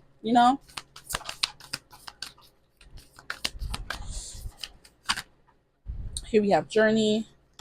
People are drawn to you because of the journey you've been through. Like I said, you have wisdom to give based on the experiences you've had. You've gained confidence through experience, what I just heard as well. Your eyes are always open. And we have, look, you hit the jackpot. We have the Wheel of Fortune. We have a literal pot. Here we have initiation. Wow. With spiritual growth, initiation, journey, transfiguration, people are drawn to you because they sense that you've gone through a change. Like, you know what I mean? Or they sense that they're going to go through a change by being around you as well. Like they're going to become a better person. The way if you're friends with someone, you live with someone who wakes up early, you're going to wake up. So let me not even say that. If you have a roommate who wakes up early, that doesn't mean you're going to wake up early. If you have a partner, a boyfriend, girlfriend, husband, wife, and they wake up early, of course, if you're sleeping in the same room as them, you're going to feel the bed moving, or you're going to feel them getting dressed, or hear them getting dressed, or hear them brushing their teeth, or whatever. Or if they like to listen to podcasts in the morning, you're going to hear all of that. And eventually, you turn into like you guys both turn into like more like each other. But for example, sake, you end up turning into more like them. Like you're now someone who wakes up at the same time as they do, whether you're going to work or not. You go for a jog if they go for a jog. You start eating healthier because by association, they're eating healthy. You have to eat healthier too, or you want to, or you start listening to podcasts or reading self-help books. So it's like you kind of transfigure and initiate people into better social standings as well, when just by them being around you, if that makes sense. And the last card we have is community. Yeah. So you could be someone who's big on community, finding your people. You could have like a very eclectic group of friends. You have a work friend group, and you have like a family friend group, and you have like a um social media family and that kind of thing, where you have like a big community around you. Move cars acting up. Hey, you're a good problem solver, and people in your community could feel the same way. And like, you know what? Instead of me stressing over it, let me just go to this person and ask for their advice. People have fun for you because you make them, people are drawn to you because you make them feel a part of the family, which is also something I did say in another reading that I did recently, where it's like people feel like they're a part of your family, whether they are blood related or not. When their life is messing up and they're having tower moments, you're there helping them get it back together. You're helping them through the change, talking them through it. These beans here are kernels of wisdom, and the way they're lighting up is giving me on this journey that you've had these kernels of wisdom that you have had, like core values, essentially the core memories is what I'm getting. But also, if some of you have seen what is it called, Inside Out 2, there is a, make sure it's recording, there's a scene in the movie, in the beginning of the movie, where Joy is like so proud because basically, like based on the core memories of the things that Riley has been through, it made this perfect golden person. So she has a golden orb, in the movie that was her sense of self. That Riley knew she was a good friend, that she knew she was a hard worker, she knew she was smart, she knew she was this, she knew she was that. So based on all she had gone through in her life thus far, and I think Riley was only like 13 in the movie because it was supposed to be about adolescence, puberty, um based on what she's been through and the core memory she's had, the upbringing she's had thus far, it made like a golden orb of who she was, her sense of self.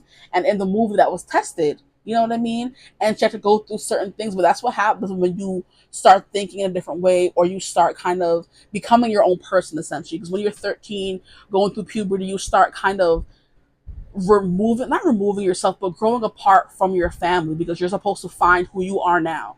You're not supposed to be who they want you to be. You're supposed to be who you are, who you want to be. So you start getting these drops of knowledge based on the experiences you've been through. Now you have like six core values, about who you are. Like, I'm loyal, I am determined, I'm smart. It's like you was kind, you was smart, you was important, that kind of thing.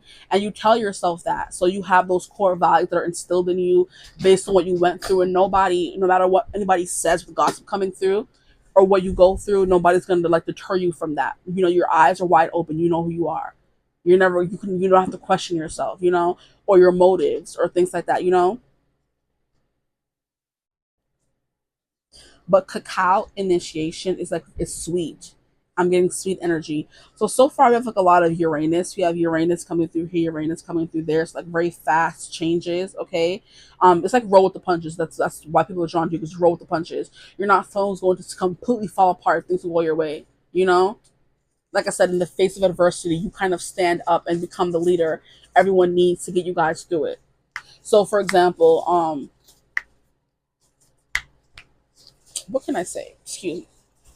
I'm sitting here cracking my knuckles. Like, you be ready to fight, exactly. That's what I was gonna say. Like, if your friends are in trouble and everybody in the group or a friend of yours is in trouble, or she's dealing with a guy who's no good, and she's texting the group chat like, "Oh my gosh, I don't know what to do. He's getting crazy and he's doing this and he's doing that."